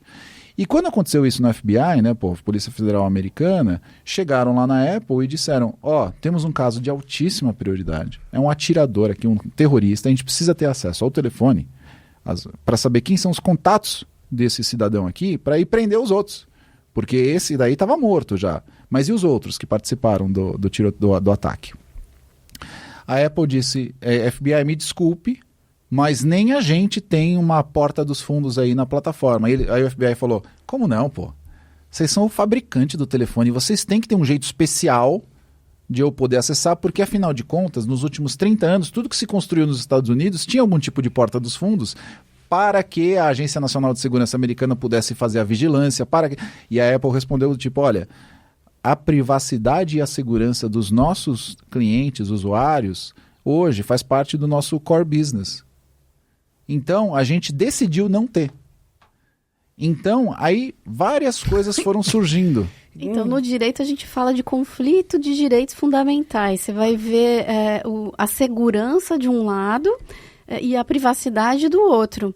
Então, eles levam muito mais em consideração a privacidade do usuário e desconsidera esse risco, essa necessidade de ter do WhatsApp. Realmente, não é possível você saber o que um está mandando para o outro. A gente pede interceptação telemática, mas o conteúdo das conversas não se tem. Isso porque essas plataformas emplacaram esse conceito do criptografia ponta a ponta, como é o caso do WhatsApp, e de fato, e eu estou falando Polícia Civil, Polícia Federal, Agência de Segurança Nacional, quem for, pode vir o Papa fazer o grampo lá do WhatsApp, quando a mensagem estiver em trânsito, ninguém vai conseguir interpretar. Você só consegue ter acesso ao conteúdo na mensagem se você tiver acesso ao aparelho ou ao backup das conversas que pode estar na nuvem. Esse é outro tema, né? Mas percebam onde a gente vai estar chegando aqui, Ed. Essas conversas deveriam ser acessíveis, na minha opinião, tá? Às forças policiais, etc., para poder investigar crime. Só que essas Big Techs decidiram que a privacidade do povão, bilhões de pessoas usando, é mais importante do que a possibilidade das forças policiais poderem ter acesso a isso. Ou seja, existe um bem maior na privacidade da galera. Tá, as forças policiais não vão poder investigar usando esse jeito. Então, forças policiais, deem o seu jeito, utilizem outras formas. Nesse tema, por exemplo, quando a gente cumpre... a pessoa está em flagrante delito. Se eu pego o celular dela, é apreendido que a pessoa está com um monte de droga e o celular. Eu não posso acessar o celular dela sem eu ter autorização judicial. Aí eu apreendo a droga, autuo em flagrante, apreendo o celular. Durante o inquérito, eu peço autorização para o juiz para ter acesso. E pode ser que ali, igual o Montanaro está falando... Só que a pessoa já foi orientada pelo advogado, ela não vai passar a senha. Se a gente está falando tipo de droga, mas e se é um ataque terrorista? Ele está falando com os outros comparsas, igual agora que eu estou lá na divisão antissequestro. Ele tá, aí a vítima está em cativeiro, isso, né? E eu não consegui libertar a vítima no cativeiro, mas ele está falando com os caras que estão com a vítima lá sequestrada. Eu não posso ter acesso e falar, ele está falando com fulano mora lá, vamos pegar que a vítima deve estar lá. Não pode. Agora, legalmente falando, porque é o que está rolando agora com a PLL das Big Techs, que aí você pode chamar da... E aí entra a famosa questão da polarização, né? Ou é a PLL da fake news, ou é a PLL da censura, né? O quanto que é importante a gente ter como sociedade, não quero nem falar como Estado, porque Estado parece que a gente está falando de político, né? Quero falar como sociedade, como polícia, como mecanismos de defesa jurídica, a gente ter... O bem social, né? Um controle do que está rolando por trás dessas Big Techs, assim, ou pelo menos mecanismos para poder ativar dentro delas. É uma preocupação, o pessoal está em pânico, né, de passar isso daí. Ao mesmo tempo, você tem que ter dois olhares, você tem que ver até que ponto realmente você não vai estar impedindo da empresa continuar, ou dos riscos, das responsabilidades que vão ser além do que realmente ela deveria sofrer sanção, vamos dizer assim, até onde é possível ele evitar alguma coisa, de uma fake news, por exemplo, até onde o Instagram, o WhatsApp vai conseguir ficar monitorando tudo, até que ponto isso é verdade ou não é, e depois sofrer uma sanção, né? Então, várias vão falar, então vou fechar. E aí, como é que vai fazer? Google, né? Então, tem que ter meio termo, tem que ter ali uma... Mas a gente, igual falando, a privacidade levada acima de tudo. Gente, tem que ter tudo uma ponderação para poder viver em paz, em comunhão e ser bom para todo mundo, né? Agora, você dá tudo para um e nada para o outro, fica complicado. É a questão dos grupos do Telegram de massacre que tava rolando em escola. Você tem um grupo com pessoas organizando atentados a escolas e não vamos passar esses dados. Não, ninguém vai ter acesso, né? Ou seja, mas eu sou da polícia, eu tenho uma... Não, pior, a gente é tão absurdo isso, que tem N casos, né? Ela sabe muito melhor que eu, de decisões judiciais. Tem uma ordem de um juiz que tem que ser cumprida, não tem discussão. Cabe à empresa dizer, mas é o bem social, a privacidade. Não. Você tem uma ordem de juiz, você tem que cumprir. E eles simplesmente dizem, não vou cumprir, não dá para cumprir. Na maioria das vezes dizem não dá, né? Não dizem não vou. A resposta oficial é não dá. Não dá. Tem uns petulantes que falam, eu não tenho sede no Brasil, não sou obrigada a seguir jurisdição nenhuma de vocês, eu não vou dar informação. É muito filha da puta, né? É muito escroto, né? Porque tá aqui, a gente sabe que tá aqui, tá ganhando dinheiro, tá... É isso. Mas concordo. A gente não abriu um escritório na Paulista. Então, isso é muito a mais, né? Isso. Não, é meio bizarro, né? A gente perdeu uma conta, meu sócio querido, que tinha Android, fez uma puta de uma cagada, acessou um aplicativo... A gente tinha um aplicativo que a gente fazia anúncio, né, do Facebook. O Facebook tem uma plataforma própria para anúncio, né? Tentou entrar numa madrugada na plataforma, o aplicativo estava fora do ar. O que ele fez? Deletou, baixou de novo. Quando foi baixar de novo no Android, alguém tinha subido um aplicativo falso. Conectou com a nossa conta do Facebook, a gente tinha mais de 500 mil de seguidores. Assim, o trabalho de, sei lá, uns 6 anos meus trabalhando de madrugada para aumentar o perfil, trazer gente, fazer coisa, blá, blá, blá. Hackearam a nossa conta do Facebook. Venderam um monte de criptomoeda lá. Trocaram o nome, fizeram a porra toda. Entramos em contato. Cara, eu tenho amigos que trabalham no Facebook. Não é nem que eu tenho conhecido, eu tenho amigos. Pra gente conseguir resolver, tirar a conta do ar, então, assim, foi coisa de semana.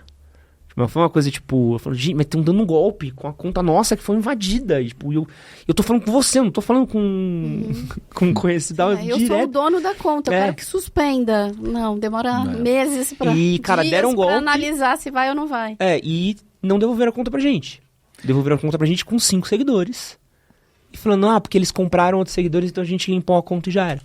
Eu não sei se é verdade. Eu estava num evento nos Estados Unidos recentemente, antes das demissões todas que se fizeram nas Big Techs, e disseram que o Meta, o Facebook, né, tinha na época, né, antes das demissões, 10 mil pessoas fazendo a segurança da plataforma. Tratando esses pedidos todos como o que você fez.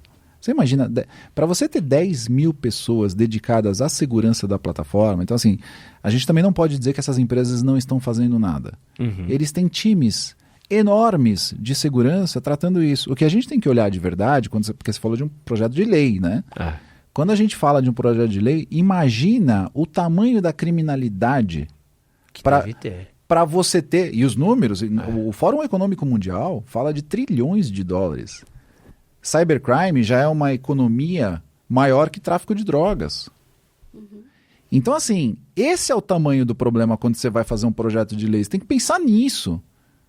Eu entendo o problema que vocês passaram e ficar pensando, e você fica puto na hora. Lógico, o Facebook demora uma semana para resolver o meu problema e tal. Mas vocês foram uma de bilhões de vítimas, cara. E, assim, o problema é muito maior. Por isso que não dá para vacilar. É foda, né? Porque o que eu vejo... Eu nem tenho falado muito desse PLL porque, cara, quanto mais eu leio, parece que menos eu entendo. Assim, Bem-vindo ao clube. Um lado, ouço outro. Bem-vindo ao clube, né? É impressionante, assim. Sei lá. O que você acha disso? Cara, sei lá. Tipo, o que eu acho que é foda e que eu me sinto assim, é um pouco que o Facebook pode tudo, o YouTube pode tudo, o Telegram pode tudo. E se eles quiserem ajudar, eles ajudam. Se eles não quiserem ajudar, dane-se, se deem um outro jeito. Na minha opinião, pelo menos, queria ouvir a Nayara também, mas é o que você falou, Ed, eu super concordo contigo. E olha só que algumas dessas empresas, inclusive, são meus clientes, hein? Então, assim, estou falando de uma empresa que está explorando a economia brasileira, afinal de contas, o mercado brasileiro é maravilhoso para eles. É maravilhoso. Estão falando de, 200 e tantos milhões de pessoas, sabe? Nós somos, assim... Tem muitas empresas que ganham muito dinheiro no Brasil. Então, se você está aproveitando o bônus, pelo amor de Deus, tem alguns controles, alguns mecanismos para poder segurar o ônus, né? Então, assim, a polícia tem que investigar, na minha opinião. A polícia tem que ter os meios para investigar. E, afinal de contas, mas e se alguém da delegacia da doutora Nayara vendesse acesso... Porque, óbvio, a polícia também tem gente lá dentro que faz coisa errada, como toda organização tem, não é verdade? Então, e eu acho que tem os meios para punir, tem a corregedoria, tem a prisão, as coisas existem.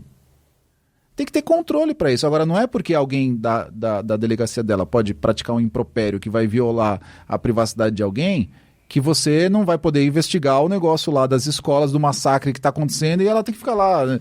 E agora, o que eu faço? O negócio está acontecendo agora, eu preciso dessa informação para evitar que crianças morram, e não, mas a privacidade das pessoas é mais importante. Não sei se você compartilha dessa opinião. Acho que tem que ter, né, isso. Essa parte que envolve questão de informações, mas eles se preocupam com outro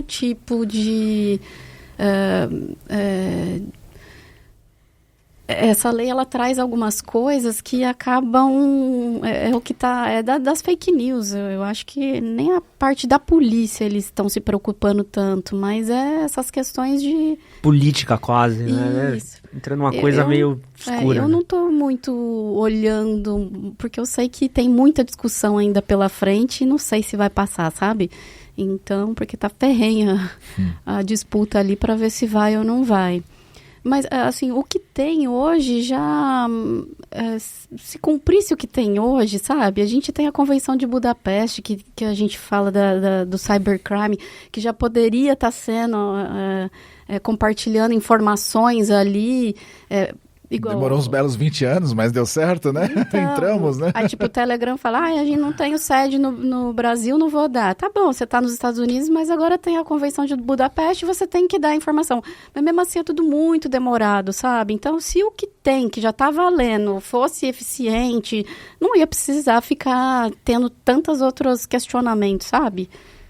Por isso que tem que fazer valer o que tem agora e já dava pra seguir o jogo. Quero também falar um pouquinho da especialidade do domingo, que é muito maneira de fora. Deus me livre ter o teu trabalho, Deus me livre estar nas empresas que você trabalha, mas é um assunto que é bizarro, assim, de maneira no sentido de curioso, né? Que é essa questão de sequestro de empresa. E, já ouvi de algumas já, mas como é que funciona essa questão desse sequestro e de paralisação de empresa hoje, com essas quadrilhas? É muito simples. Os criminosos se tocaram de vários anos para cá que o que mais machuca o empresário é ter empresa parada. Vazamento de dados é ruim? É ruim. Se você perguntar para a Nayara, para mim, os livros que a gente escreve, isso e aquilo, vazamento de dados para nós é uma coisa, é uma hecatombe nuclear. Para muitos empresários não é. Eles vão sentir isso quando chegar a força do Estado, via Autoridade Nacional de Proteção de Dados, via Senacom, via Procon, via Ministério Público, tem N vias, processos judiciais de clientes, de parceiros comerciais, de fornecedores, muitas vezes, percebe? Então, assim, a porrada ela vem a longo prazo. Tá claro isso? Ou seja, quando a empresa sofre um vazamento de dados, ela pode descobrir isso hoje. Mas os efeitos, os impactos disso vão acontecer a médio e longo prazo. Interrupção de operações, brother. Assim, a empresa está parada, eu não consigo emitir uma nota fiscal, não sai um caminhão na rua. Isso dói muito mais para o empresário. E aí os criminosos se tocaram, portanto, que se eles mudarem as táticas técnicas e procedimentos deles, ou seja, começarem a ter um jeitão de trabalhar que faça a empresa parar de operar, porque hoje a maioria das empresas é dependente dos seus sistemas de tecnologia da informação. Servidores on-premise, servidores na nuvem, a API que conecta isso com aquilo, quando emite a nota fiscal tem que dar baixa no ERP e não sei o que, não sei o que. Então, se tudo é dependente hoje desses servidores estarem funcionando e etc., então vamos atacar esses servidores de modo que a gente tire eles do ar e faça impossível das equipes internas de voltarem ele para o ar. Por isso a questão da criptografia com uma chave que só os criminosos têm. Qual é a alternativa das empresas normalmente, se eles não quiserem pagar para obter essa chave? É voltar todos os sistemas dos seus backups. Puta! E eu já vi casos. E aí pergunto quanto tempo as empresas fazem backup? Eu já vi 17... Não, vamos lá. O backup hoje... E tem, né? Tem isso. Algumas que nem tem. Se a gente for falar de backup aqui, eu vou te deixar um pouco assustado. Muita empresa... Agora ele vai deixar assustado. Obrigado por me preservar essa 1 hora de conversa aqui. Mas muita coisa que você tem da tua vida digital tá custodiada. Lembra da palavra custódia? É muito bacana para isso, né? Tá custodiado na mão de um monte de empresa que você confia que tá lá teu dado, teu exame, tua carteira. Na nuvem. Você confia que tá lá, certo? Se a Apple me inventa de sumir com iCloud, acabou minha profissão. Pronto. Eu já desço ali trabalhar na obra. Não tenho mais nada. Aí imagina, portanto, que do nada, aquilo que está no iCloud, vamos bater na madeira, né? Para isso não acontecer, mas do nada você volta a tua vida uma semana para trás, assim, e tudo que eu produzi na última semana, I'm sorry, não está mais aqui. Óbvio que a Apple tem uma mega maturidade de segurança, duvido que seja o caso deles e tal, mas na prática tem muita empresa que acaba se posicionando assim perante seus clientes, do tipo, olha, nós não pagamos, E o último backup que a gente tinha, quando tem, é de 10 dias atrás, de 8 dias atrás, porque, infelizmente, muita gente não testa o restore. Fazer backup muita gente faz, senão praticamente todos. Agora, e voltar os dados?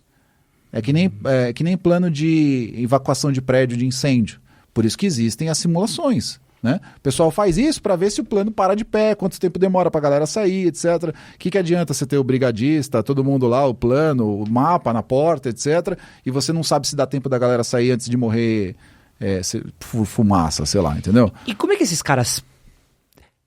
Isso é muito doido, tipo, desculpa, isso é muito da hora mesmo, no sentido de querer saber mais, assim. Como é que eu sequestro uma empresa? Qual que é o caminho? Aquele e-mailzinho com um link? Vou te dar o caminho padrão, que é, sei lá, o playbook normal deles, vai. Manda um phishing, uma pessoa qualquer dentro da empresa. Phishing é um e-mail com um link, né, normalmente. Ou com um link, ou muitas vezes até com anexo, mas assim, hoje em dia a maioria com link, né? Sei lá, vou te dar um clássico aqui. Olha, o e-mail que você mandou recentemente está parado na caixa de saída. Clique aqui para liberar, por exemplo, sabe? Ele nem fala para quem que você mandou o e-mail, mas é um phishing... Uma engenharia social básica, né? Exato, perfeito. Engenharia social é o termo para isso mesmo. Legal. Aí a pessoa clica, aí ela cai numa tela, por exemplo, das empresas que tem Microsoft 365, né? Que é tipo o do Outlook.com, aliás, Office.com, né? E aí você coloca lá o teu usuário e tua senha, porque você acha que você está logando para poder liberar o e-mail que está saindo da caixa de saída. Mas não, na verdade você está dando o teu usuário e senha para a mão de um criminoso, né? Aí ele vai pegar essa credencial e ele vai falar, pô, legal, consegui uma credencial da empresa Manual do Homem Moderno. O que essa empresa tem? Já sei que tem webmail. Tá, mas o que mais que tem? Tem acesso remoto? E aí a pandemia abriu as portas para exatamente isso, que é um caos hoje nas empresas, que é, para você permitir o colaborador trabalhar de casa, você precisa dar um acesso remoto para ele. Então tem N tecnologias para isso. VDI, VPN, enfim, não vou entrar no Techniquez aqui. Minha namorada trabalha na Mondelez, pô, para ela começar a trabalhar, acho que é uns 15 minutos. É isso, tá certo? Só que a Mondelez, por exemplo, que você comentou, ela tem que disponibilizar toda essa infraestrutura de acesso remoto para ter milhares de pessoas trabalhando de casa. Aí o criminoso se conecta como se fosse a pessoa que caiu ali, colocou lá, por exemplo, tua namorada, vamos pegar ela de exemplo aqui. Aí ele se conecta, pô, legal, tô dentro da rede. O que tem aqui?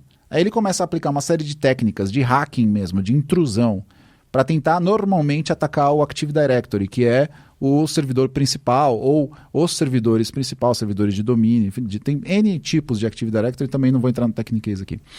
De modo que ele consiga elevar os privilégios, porque a tua namorada muito provavelmente não é administradora da rede. Então ele vai conseguir fazer um ataque de elevação de privilégio, isso em alguns dias ele consegue fazer hoje em dia, por incrível que pareça. Ah, mas o negócio não é seguro e tal, não vamos entrar nesse tema. A maioria deles consegue, porque eles têm várias técnicas super sofisticadas para isso. E uma vez que eles tenham privilégios elevados, eles começam a mapear onde estão os servidores. Aí eles começam a entrar em servidor por servidor e aplicar um negócio que a gente chama de persistência. Instala alguns softwares, cria algumas credenciais. Então, se a tua namorada chama Verônica, ela vai criar lá Verônica 1, Verônica 2, Verônica 3. Quando a área de segurança olha, quando a área de TI olha, parece que é tudo da Verônica. Então eles vão instalando esses mecanismos de persistência, e é isso, pouca gente sabe disso, por semanas. É um trampo. Então, geralmente são ataques que demoram, eles têm muita paciência. Não é uma coisa que de um dia para o outro. É uma coisa que eles vão estudando por muito tempo. Você falou da obra. Você pode trabalhar numa obra R$100 por dia, você pode construir um projeto de 3 anos e ganhar milhões, certo? Mesma coisa a eles. Você tem o bandido pé de chinelo, que faz esses ataques do golpe do Pix, que rapidinho... É isso. E você tem as quadrilhas extremamente organizadas que vão tentar pegar, neste caso aqui, vão bater na madeira, que não aconteça nunca com a Mondelez, né? Vão tentar pegar na Mondelez 4, 5, 6 milhões de dólares em 3 semanas de trabalho. E aí o que eles vão fazer? Eles tentam sacar dinheiro ou eles fazem aquela coisa não. Pegamos seu servidor, paga em cripto? Eles vão, antes de novo, né? A maioria dos casos. Antes de criptografar os dados, eles fazem um negócio chamado exfiltração, que é tudo que é base de dados, lembra, dados novo petróleo, dados vai valer dinheiro na mão deles. Eles não tiram, né? Eles copiam da empresa e mandam isso para um outro lugar. Manda para servidores na Nova Zelândia, na Ucrânia, onde for, certo? Então eles copiam terabytes de dados, normalmente. Quando terminou, eles já fuçaram, bisbilhotaram o que podiam dentro da rede, falou, legal, agora a gente vai criptografar. Aí, sei lá, a depender da tecnologia, tem os data stores de dados, que como se fossem os storage, onde ficam gravados os discos das máquinas virtuais e tal. Eles desligam todos os servidores e, ato contínuo, criptografam tudo isso. E para a empresa é um negócio surreal, Ed. É um negócio surreal. Assim, tá tudo bem, é como se fosse a gente aqui, conversando e tal. De repente, cara, começa a apitar um monte de coisa. Sistemas de monitoramento, tudo assim, fica tudo vermelho. Parou a empresa. Nossa. Tipo, vamos embora. Aí a cliente ligando. Não tem o que fazer. Pessoal, pode ir todo mundo pra casa. É bem isso. E aí, normalmente, tipo, aqueles golpes que a gente ouve de estamos aqui com seus dados, paga em criptomoeda. Aí a TI vai ser acionada, né? Madrugada, normalmente de sexta e tal. Eu já nem sei o que é final de semana há anos. É sempre assim, né? E eles escolhem. Aí você vai dizer, é coincidência. Eles são profissionais. Escolhe o dia que tá mais vulnerável. Mas é né? lógico que eles vão escolher o dia que o pessoal tá de... Você vai brigar com alguém, você não foi no jiu-jitsu ontem, você vai brigar com alguém. Se você tiver que escolher, você não vai escolher o mais fraquinho? Pô, então... É a mesma coisa, os caras escolhem... Quando que o pessoal tá de guarda baixa? É sexta-noite pra sábado, é domingo e tal. Por quê? Porque quanto mais guarda baixa tiver, eles conseguem criptografar mais os dados. Quando começa a criptografar, imagina, a gente tá falando de empresas grandes, como a gente citou aqui, que tem milhares de máquinas virtuais. Então demora um tempo pro I/O, né, pro input, output ali, para poder gravar esses dados. Então eles começam numa sexta-feira e aí chega tipo sábado, domingo, o pessoal da TI é tudo acionado, uma loucura. Aí eles chegam lá para ver, ué, o que foi que aconteceu? Aí tem um arquivinho lá, TXT, tipo, me abra, tipo, read it, open it. A pessoa clica 2 vezes e fala, que arquivo é esse? Não foi a gente que colocou? Aí vem assim, ó, nós criptografamos todos os servidores da sua empresa. Se vocês não entrarem em contato, ou às vezes passa um e-mail, às vezes passa até um link num sistema de negociação, porque o crime organizado é assim, ele... Cara, mentira, ainda pode fazer um bid? Você tem uma negociação em tempo real. Pô, pelo menos são... Ed, os mais sofisticados têm operador. Pô! Os mais sofisticados... Tá maluco. Eu vou te falar uma coisa que você vai pirar. Os mais sofisticados têm metas de vendas para os operadores. Cara, essa coisa mais cyberpunk. Não sei se vocês conhecem o conceito de cyberpunk. Sim. Isso é a coisa mais cyberpunk que existe, velho. É, dominação, negócio... Cara, o capitalismo é foda, né? A gente burocratizou o crime, velho. Caralho, mano. E aí a pessoa, enfim, né, tem a pessoa da TI que tá ali operando, né? E eu já vi de tudo, tá? Eu vou te contar um dos mais bizarros. A pessoa entra no sistema de negociação, normalmente é na Dark Web lá do Onion, do Tor, você precisa instalar o Tor, ele te dá todas as instruções. Ó, se você nunca acessou o Tor, aqui, a rede Onion, você instala isso daqui e tal. O legal é o TI falando, nossa, tá mandando acessar a Dark Web, e, tipo, eles nunca entraram. Aí você fala, meu Deus, agora tá perdida mesmo, não vamos conseguir recuperar nada disso. Nossa. Aí entra o operador, pois não, senhor, como posso lhe ajudar, né? Não, eu vi aqui um arquivinho na rede, diz que tá, eu tô realmente com um probleminha aqui. Imagina, 400 caminhões parados sem poder sair. A minha farmácia não tá vendendo remédio aqui. O centro de cirúrgico aqui tem uma gente morrendo, né? Enfim, meu Deus. Com perdão da... Não, pô, tem que rir, não tem como, é um absurdo, velho. E aí esse que eu vi, o cara do outro lado, teve a moral de dizer o seguinte... Me manda o seu documento, eu preciso de um screenshot, um print do seu documento, para eu ter certeza que eu estou falando com um representante legal da empresa. Caralho! Você não vai me dar o golpe. Ele já virou e falou isso pra você, né? Eu quero ter certeza que eu estou conversando com um decisor. Caralho! Eu não quero falar com o estagiário. Isso é um outro nível de loucura, velho. Isso é, nossa senhora. Crime organizado. Pô, mas não pensei que era tanto. Mas, porra. Cara, nós estamos falando de ataques onde os caras conseguem... E aí eu vou te falar uma outra coisa, que você vai pirar mais ainda, é que hoje existe a policy de seguro cyber, que se acontecer isso e a empresa precisar pagar, imagina, 4 milhões de dólares, tá lá. A seguradora reembolsa, indeniza. Caralho. Então, mais fácil... Tem gente que prefere pagar... Não, muita gente prefere pagar ainda. É, caralho. Eu não vou dizer se Eu sou contra, em termos gerais eu sou contra, eu acho que tem algumas situações onde tem que pagar mesmo, quando tem uma questão aí de calamidade pública, bem social maior, enfim. E os caras devolvem, pagou, devolveu. Não é uma Tem uma ética? Não é uma garantia. Não é uma garantia. Normalmente o que se vê é que os profissionais, nível milhões de dólares, sempre honram a palavra. Sim, Pra pra poder- garantir que eles Agora são, que você tá entendeu? no sequestro, você tá foda. Porque o cara deve sequestrar, aí tipo, vamos lá, sequestrei a Mondelê.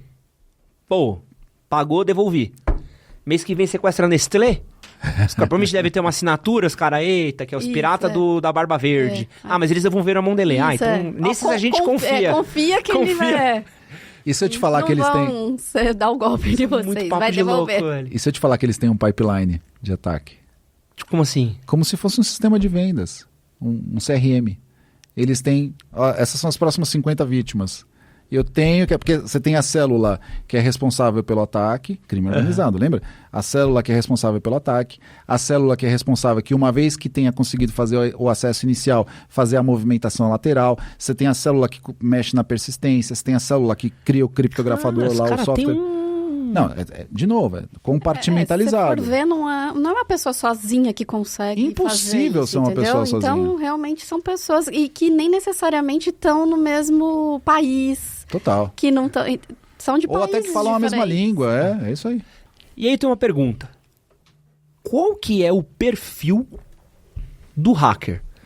Porque quando a gente fala de hacker, tinha aquele filme maravilhoso que passava na Globo com a Angelina Jolie, vocês lembram? Opa, Quero 1995, Pô, hackers, incrível. piratas de computador. Que era todo mundo vestido de preto, tocando Fatboy Slim, música eletrônica nos computadorzinhos Esse é o aqui com tela Cyberpunk verde, ou clássico, o Neo do Matrix. É. Mas essas quadrilhas de hacker que estão sequestrando empresa, que estão fazendo esses mega negociações em criptografia, puta que pariu. Esses caras estão no Brasil? Esses caras estão na Rússia? Esses caras estão aonde? Como é que se organiza para ter um pipeline desses, uma organização dessas? E como é que... vamos conversar para de organiza, que eu acho que é o mais básico. Olha, dos que eu trabalhei, que a gente prendeu, na verdade dá dó, assim. Eles têm uma faixa etária realmente de jovens. Você vê que, assim, os ataques, eles são sofisticados e pedem valores astronômicos.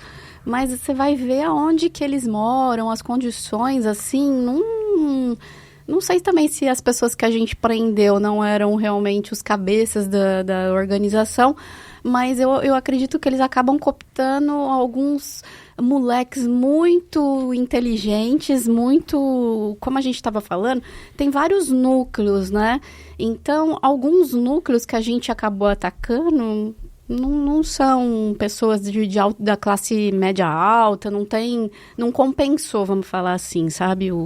Mas a gente percebe que alguns saíram do Brasil e estão morando em outros países. Então tem realmente uma ligação muito, muito fácil de estar em qualquer lugar do mundo, né? E às vezes principalmente em países que de repente não tem uma fiscalização, tipo na China. Se o cara vai para lá, como é que você vai investigar e ter qualquer tipo de informação que você precise, né? Então fica difícil. Cara, eu acho que a tua pergunta tá errada. Tá. E que bom que você tocou nesse filme de 1995. Que é maravilhoso. Cara. Sabe por quê? Porque a galera acha que hacker é isso. Uhum. Quem faz o golpe do Pix não é hacker, é estelionatário.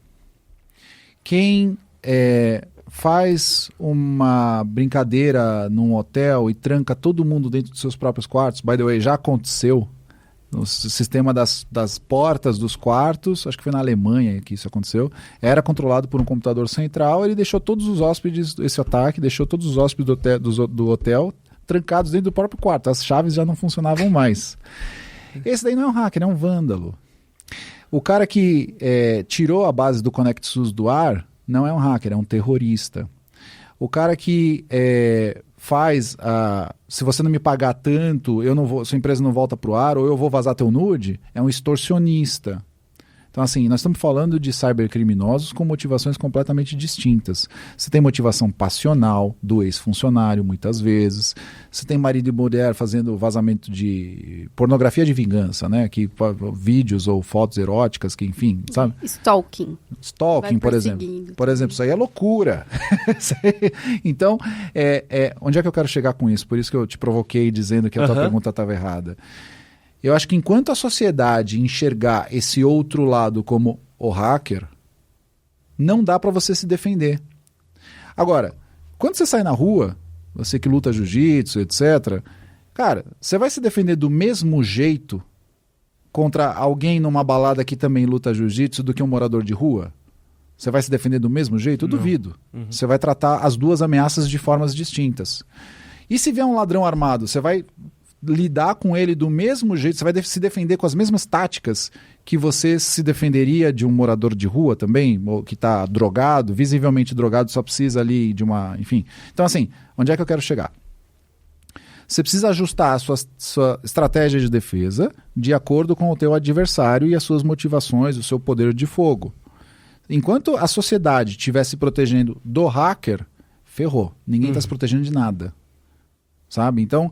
Se você, no teu caso, você tem um business com base na tua reputação digital, os teus seguidores, etc., a tua modelagem de ameaça, que a gente chama, né, o teu mapa de riscos e tal, é completamente diferente da Mondelez. Completamente diferente. Eles têm que se preocupar com uma porrada de coisa e você tem que se preocupar com outras coisas. E aí, só uma vez que se faça esse exercício, aí que vai saber se vai usar o Google Authenticator, se vai usar o antivírus, se você vai usar um computador... formatado a cada vez que você liga ele. Tem um monte de coisa para fazer. Claro que tá. Mas não dá para imaginar que essas coisas assim se servem para todo mundo. E aí, quando você pergunta quem é um hacker, tenho certeza que a doutora Nayara tem visto uma série de bandidos, vamos dizer assim, aqui do Brasil, que tem características completamente diferentes daquelas que eu vejo no meu dia a dia. Que normalmente, sim, são os caras de fora. Quem aplica um golpe de 4, 5 milhões de dólares numa empresa brasileira, já sabendo que aquela empresa tem seguro, que vai negociar mais rápido, etc., é uma quadrilha hiper organizada e na grande maioria das vezes nem está no Brasil. Onde que está normalmente? Leste europeu. Que deve ser uma terra de ninguém também, de cara, relação, né? Dá uma pesquisada depois, tem uma cidade na Romênia chamada Romenico Valcea. Está escrito na Wikipedia, a principal atividade econômica da cidade é a mineração, a segunda, cybercrime. Tá de sacanagem. Juro por Deus. Porra, tem uma placa, tem um... Não pode ser, você chega... Seja bem-vindo, aqui é uma escola centro do crime. Tá cheio de centro de treinamento de cybercriminoso lá. Vai passar uma temporada lá pra me aprimorar. Véio. Pode olhar. Você tá surpreso porque a galera não entende o tamanho do problema que a gente tem nas mãos. São trilhões de dólares. Todo mundo está hoje esperto com o tráfico de drogas. Todo mundo está esperto com sequestro. Mas com cybercrime a galera não está esperta. Mas é o que mais está lucrando. E aí eu quero chegar no ponto que acho que é pra Nayara mesmo. Tipo, beleza. Vamos supor, descobrimos quem tá dando golpe. Como é que prende esse filho da puta no leste europeu? Então, vamos falar. 90% dos infratores, pelo menos do que é reportado para a polícia, porque tem muita subnotificação, né? Mas 90% é desses daí do Pix, é do Instagram que dá o golpe, é tudo desses, assim... Quando se fala já numa organização criminosa tão internacional, vamos dizer... Aí, primeiro que a competência já vai ser competência federal. Aí você já começa a ver que vai ter várias organizações mundiais envolvidas, né? Que aí já é muito mais complexo. Mas aí, gente, a gente se depara com aquilo. Tem países que eles não aderem a nenhum tipo de convenção. Porque aí você vai ter que usar a convenção internacional para ter informações de pessoas em países diferentes. E aí tem países que, igual lá na Romênia, vários lugares, eles já fazem isso de propósito. Sim. Já vai para aquele lugar porque sabe que ali o país ele não vai cooperar com ninguém. Não tem cooperação internacional nenhuma. E aí você não pega, você não prende. Simples assim. Só se precaver. E, assim, eu uma vez ouvi dizer... Eu não sei se é verdade. Reinou silêncio aqui, eu percebi. Todo mundo olhando pra cara do outro. Tipo... Caralho. Mas Mas, Ed, isso é foda, não, é tipo... Eu não sei se você está surpreso, mas eu costumo dizer isso daqui nas minhas aulas e nas palestras. Uma vez eu ouvi dizer, não lembro se era um ministro do Supremo, talvez vocês saibam, que no Brasil só 2% dos homicídios são investigados. Sim. Então, Ed, se só 2% dos homicídios são investigados... Imagina cybercrime. Imagina cybercrime, cara. Porque a minha surpresa é que eu pensei que, sei lá, tivesse alguém, uma Interpol da vida que... O Centro Anti-Cybercrime da Interpol é maravilhoso. Mas não pode entrar na Romênia. Não sobe no morro da Romênia. A questão não é isso. A questão... Não vai subir ninguém. Porra. Não vai subir ninguém. Caralho. Não há caveirão que suba aquele morro. Como é que fala não vai subir ninguém em romeno, né? Mas, Ed, o número é muito maior do que qualquer força policial no mundo está preparado para tratar. Caralho. Porque às vezes a gente acha, não, mas os Estados Unidos tem o serviço secreto, uma força-tarefa anti-cybercrime. Meu amigo, não dá conta de 1% do que está acontecendo. E olha que lá os caras fazem valer a lei, muito mais do que aqui no Brasil. E ainda assim, acontece um volume de coisas que não consegue tratar. E isso é cyberpunk. Isso é 200%. Não tem... Mano, não tem livro de cyberpunk que você consiga pegar Neuromancer que tenha... Você tem um país que a galera vai pra se organizar, pra gerar crime, porque não pode ser preso, e a nossa única solução é se precaver. É um outro... É tipo, você vai tomar um tiro na rua. A gente vai parar o cara de dar o tiro? Não. Você vai vestir um colete à prova de bala, que é o que dá pra fazer. E é tudo estruturado, hein? Ó, a gente viveu no Brasil, na Lava Jato, uma super publicização das técnicas de vários políticos corruptos com relação à lavagem de dinheiro, evasão de divisas e etc. Aí a gente ficou descobrindo, né? A gente está falando todo mundo, né? Que assistia a televisão, né? Bancos na Suíça não passam informações para as polícias brasileiras e tal. Se você olhar as quadrilhas, como muito bem a doutora Nayara colocou, o crime organizado internacional, a organização criminosa internacional, eles usam muitas táticas desses mesmos, muitas formas de trabalhar muito parecidas, porque o dinheiro deles tem que parar em algum lugar. Também estão usando bancos suíços, também estão hospedando suas infraestruturas, por exemplo, na Suíça, que pouco colabora, por exemplo. Tem que ser um caso muito especial para a Suíça poder colaborar com forças policiais, Interpol e etc, sabe? É a mesma coisa. Dessas de ransomware, eles já fazem de propósito o pagamento em criptomoedas, mas não que são rastreáveis, Bitcoin. Já usam, às vezes, as próprias moedas. Olha, tem a criptomoeda tem deles? Tem que pagar tal cripto. Bem lembrado, Nayara, olha, muito bom. Monero nasceu... Não vou dizer que Monero nasceu para isso, pelo amor de Deus. Não tô... Nem sei para que Monero nasceu. Mas é a cripto hoje escolhida pela maioria dos criminosos para fazer esses pagamentos. Ethereum. Justamente Monero. Porque é muito, muito, muito mais difícil, porque eu não gosto de usar a palavra impossível, de rastrear. E a questão de espionagem industrial? Porque a gente está falando de sequestro, mas o quanto que também a gente consegue fazer, deu uma segurança de eu ter uma... Se eu estou desenvolvendo aqui um motor movido a água para carro no Brasil. Uhum. O quanto que eu consigo garantir que uma empresa da China não vai invadir o meu sistema para roubar esse protótipo daqui? Está acontecendo o tempo todo. Simples assim. Garantir, você não vai garantir.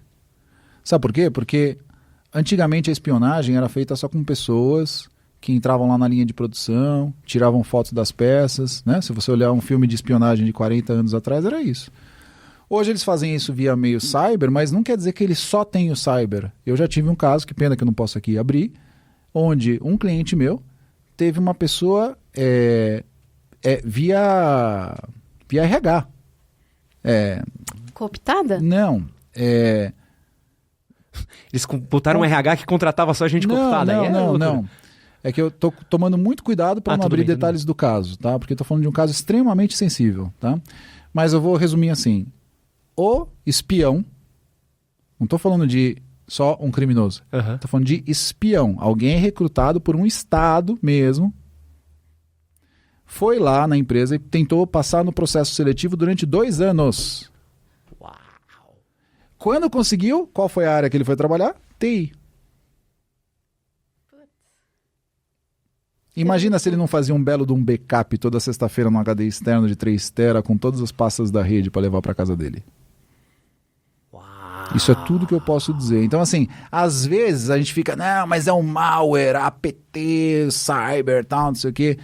Por isso, cuidado com a palavra garantir.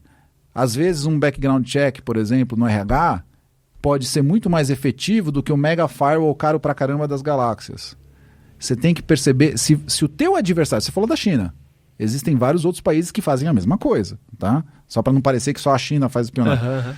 Mas no caso da China, se o teu adversário é o espião chinês, existem exércitos cyber na China, isso é público. Uma matéria do New York Times cobriu isso muitos anos atrás, onde a ordem do dia dos caras é hackeia a Mondelez.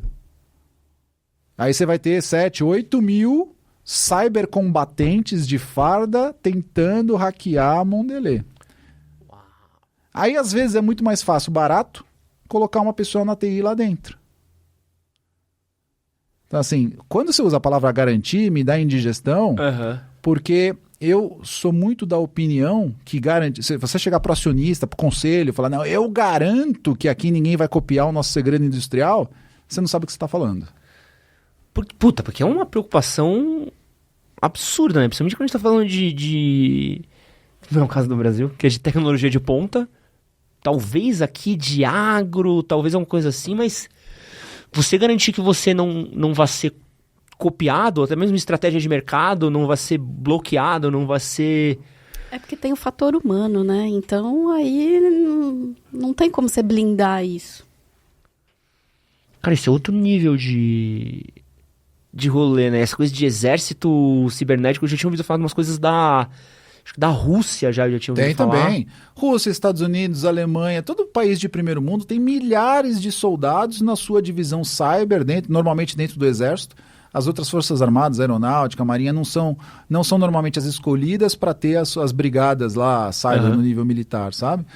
Brasil também tem, mas é muito menos gente. O Brasil tem uns cyber combatentes aí que são de ouro. Nossa, os caras que eu admiro demais, mas dá para contar numa mão. Esse assunto é muito com guerra cibernética, né? Total. Que se fala. É porque é doido, porque a gente tá falando de guerra, de cibernética e tudo mais, é um pouquinho daquele papo de hacker que a gente falou, né? Porque acho que todo mundo vem automaticamente na cabeça, númerozinho do Matrix, internet e tudo mais.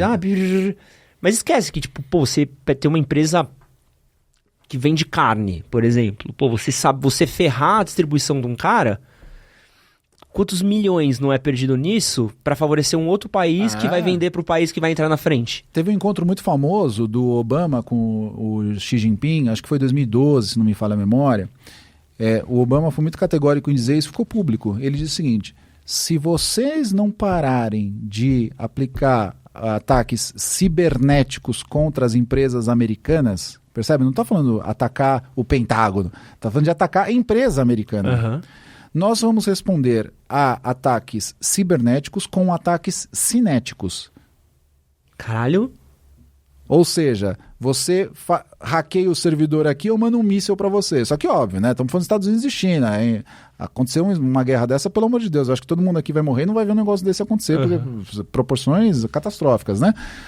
Mas já aconteceu sim, também outro caso que ficou público, do Exército de Israel, a unidade 118, alguma coisa, esqueci o nome da unidade lá, dos caras detectarem durante o ataque cyber, fazer o rastreamento até o IP de origem, etc. Falar, quem tá hackeando a gente é esse lugar aqui, nem lembro onde era, se é Afeganistão, Paquistão, etc. Mano, sim, pega a coordenada geográfica, põe no míssil, explode o servidor dos caras, explode as pessoas que estão hackeando. Você imagina? Cara, Você imagina que tesão, você tá hackeando uma parada, daqui a pouco, bum, vem um míssil na tua direção? Com perdão de novo da palavra completamente equivocada, mas isso é muito maneiro. Isso é muito... É muito explosivo, né? É porque é um outro... É tipo, o ataque cibernético é a nova bomba nuclear, né? Sim. Uau! E pra quem quiser e tiver a infelicidade de precisar falar com o Domingo, onde é que as pessoas podem te encontrar, Domingo? Meu site é montanaro.com.br, estou no LinkedIn também, tem o site da minha empresa, venturaerm.com, enfim, eu tenho muitas pessoas... Em momentos de crise é que você gera os maiores laços. Então muitos dos meus clientes se tornaram amigos. E eles têm hoje a intimidade de me dizer, Montanaro, não quero te ver nunca mais. E aí eu costumo brincar de volta e dizer assim, quando você tiver o problema de novo, porque vai acontecer, você quer o médico sem experiência ou você quer o cirurgião que já fez isso centenas de vezes? Não sei se você não quer me ver nunca mais. E eles voltam a contratar. Porra. Sabe? Então, no fim do dia é isso. Eu já faço isso há 23 anos. Tomara que eu te encontre só pra tomar café, trocar ideia. Não, eu faço treinamentos, palestras. Pode ser. Nayara, quem quiser conhecer mais o seu trabalho, tem alguma rede, alguma coisa pra te acompanhar? Eu tenho Facebook, rede social normal, né? Mas eu queria deixar registrado aqui que eu sou uma fã do Montanaro. Para com isso, eu que sou seu fã. Não, nossa, no meu começo, quando eu tava na Cyber, eu ficava vendo os vídeos dele e da empresa dele, que tinha também... Escola, né? Nossa, me ajudou muito, então eu sou uma fã dele. Que legal. E é uma honra agora estar aqui do lado dele, aprendendo. Gente, muito obrigado. Nossa, ganhei o ano. Obrigado. Obrigado, Nayara. Obrigado por me aterrorizar. Provavelmente não dormirei bem hoje à noite pensando em tudo que pode acontecer comigo.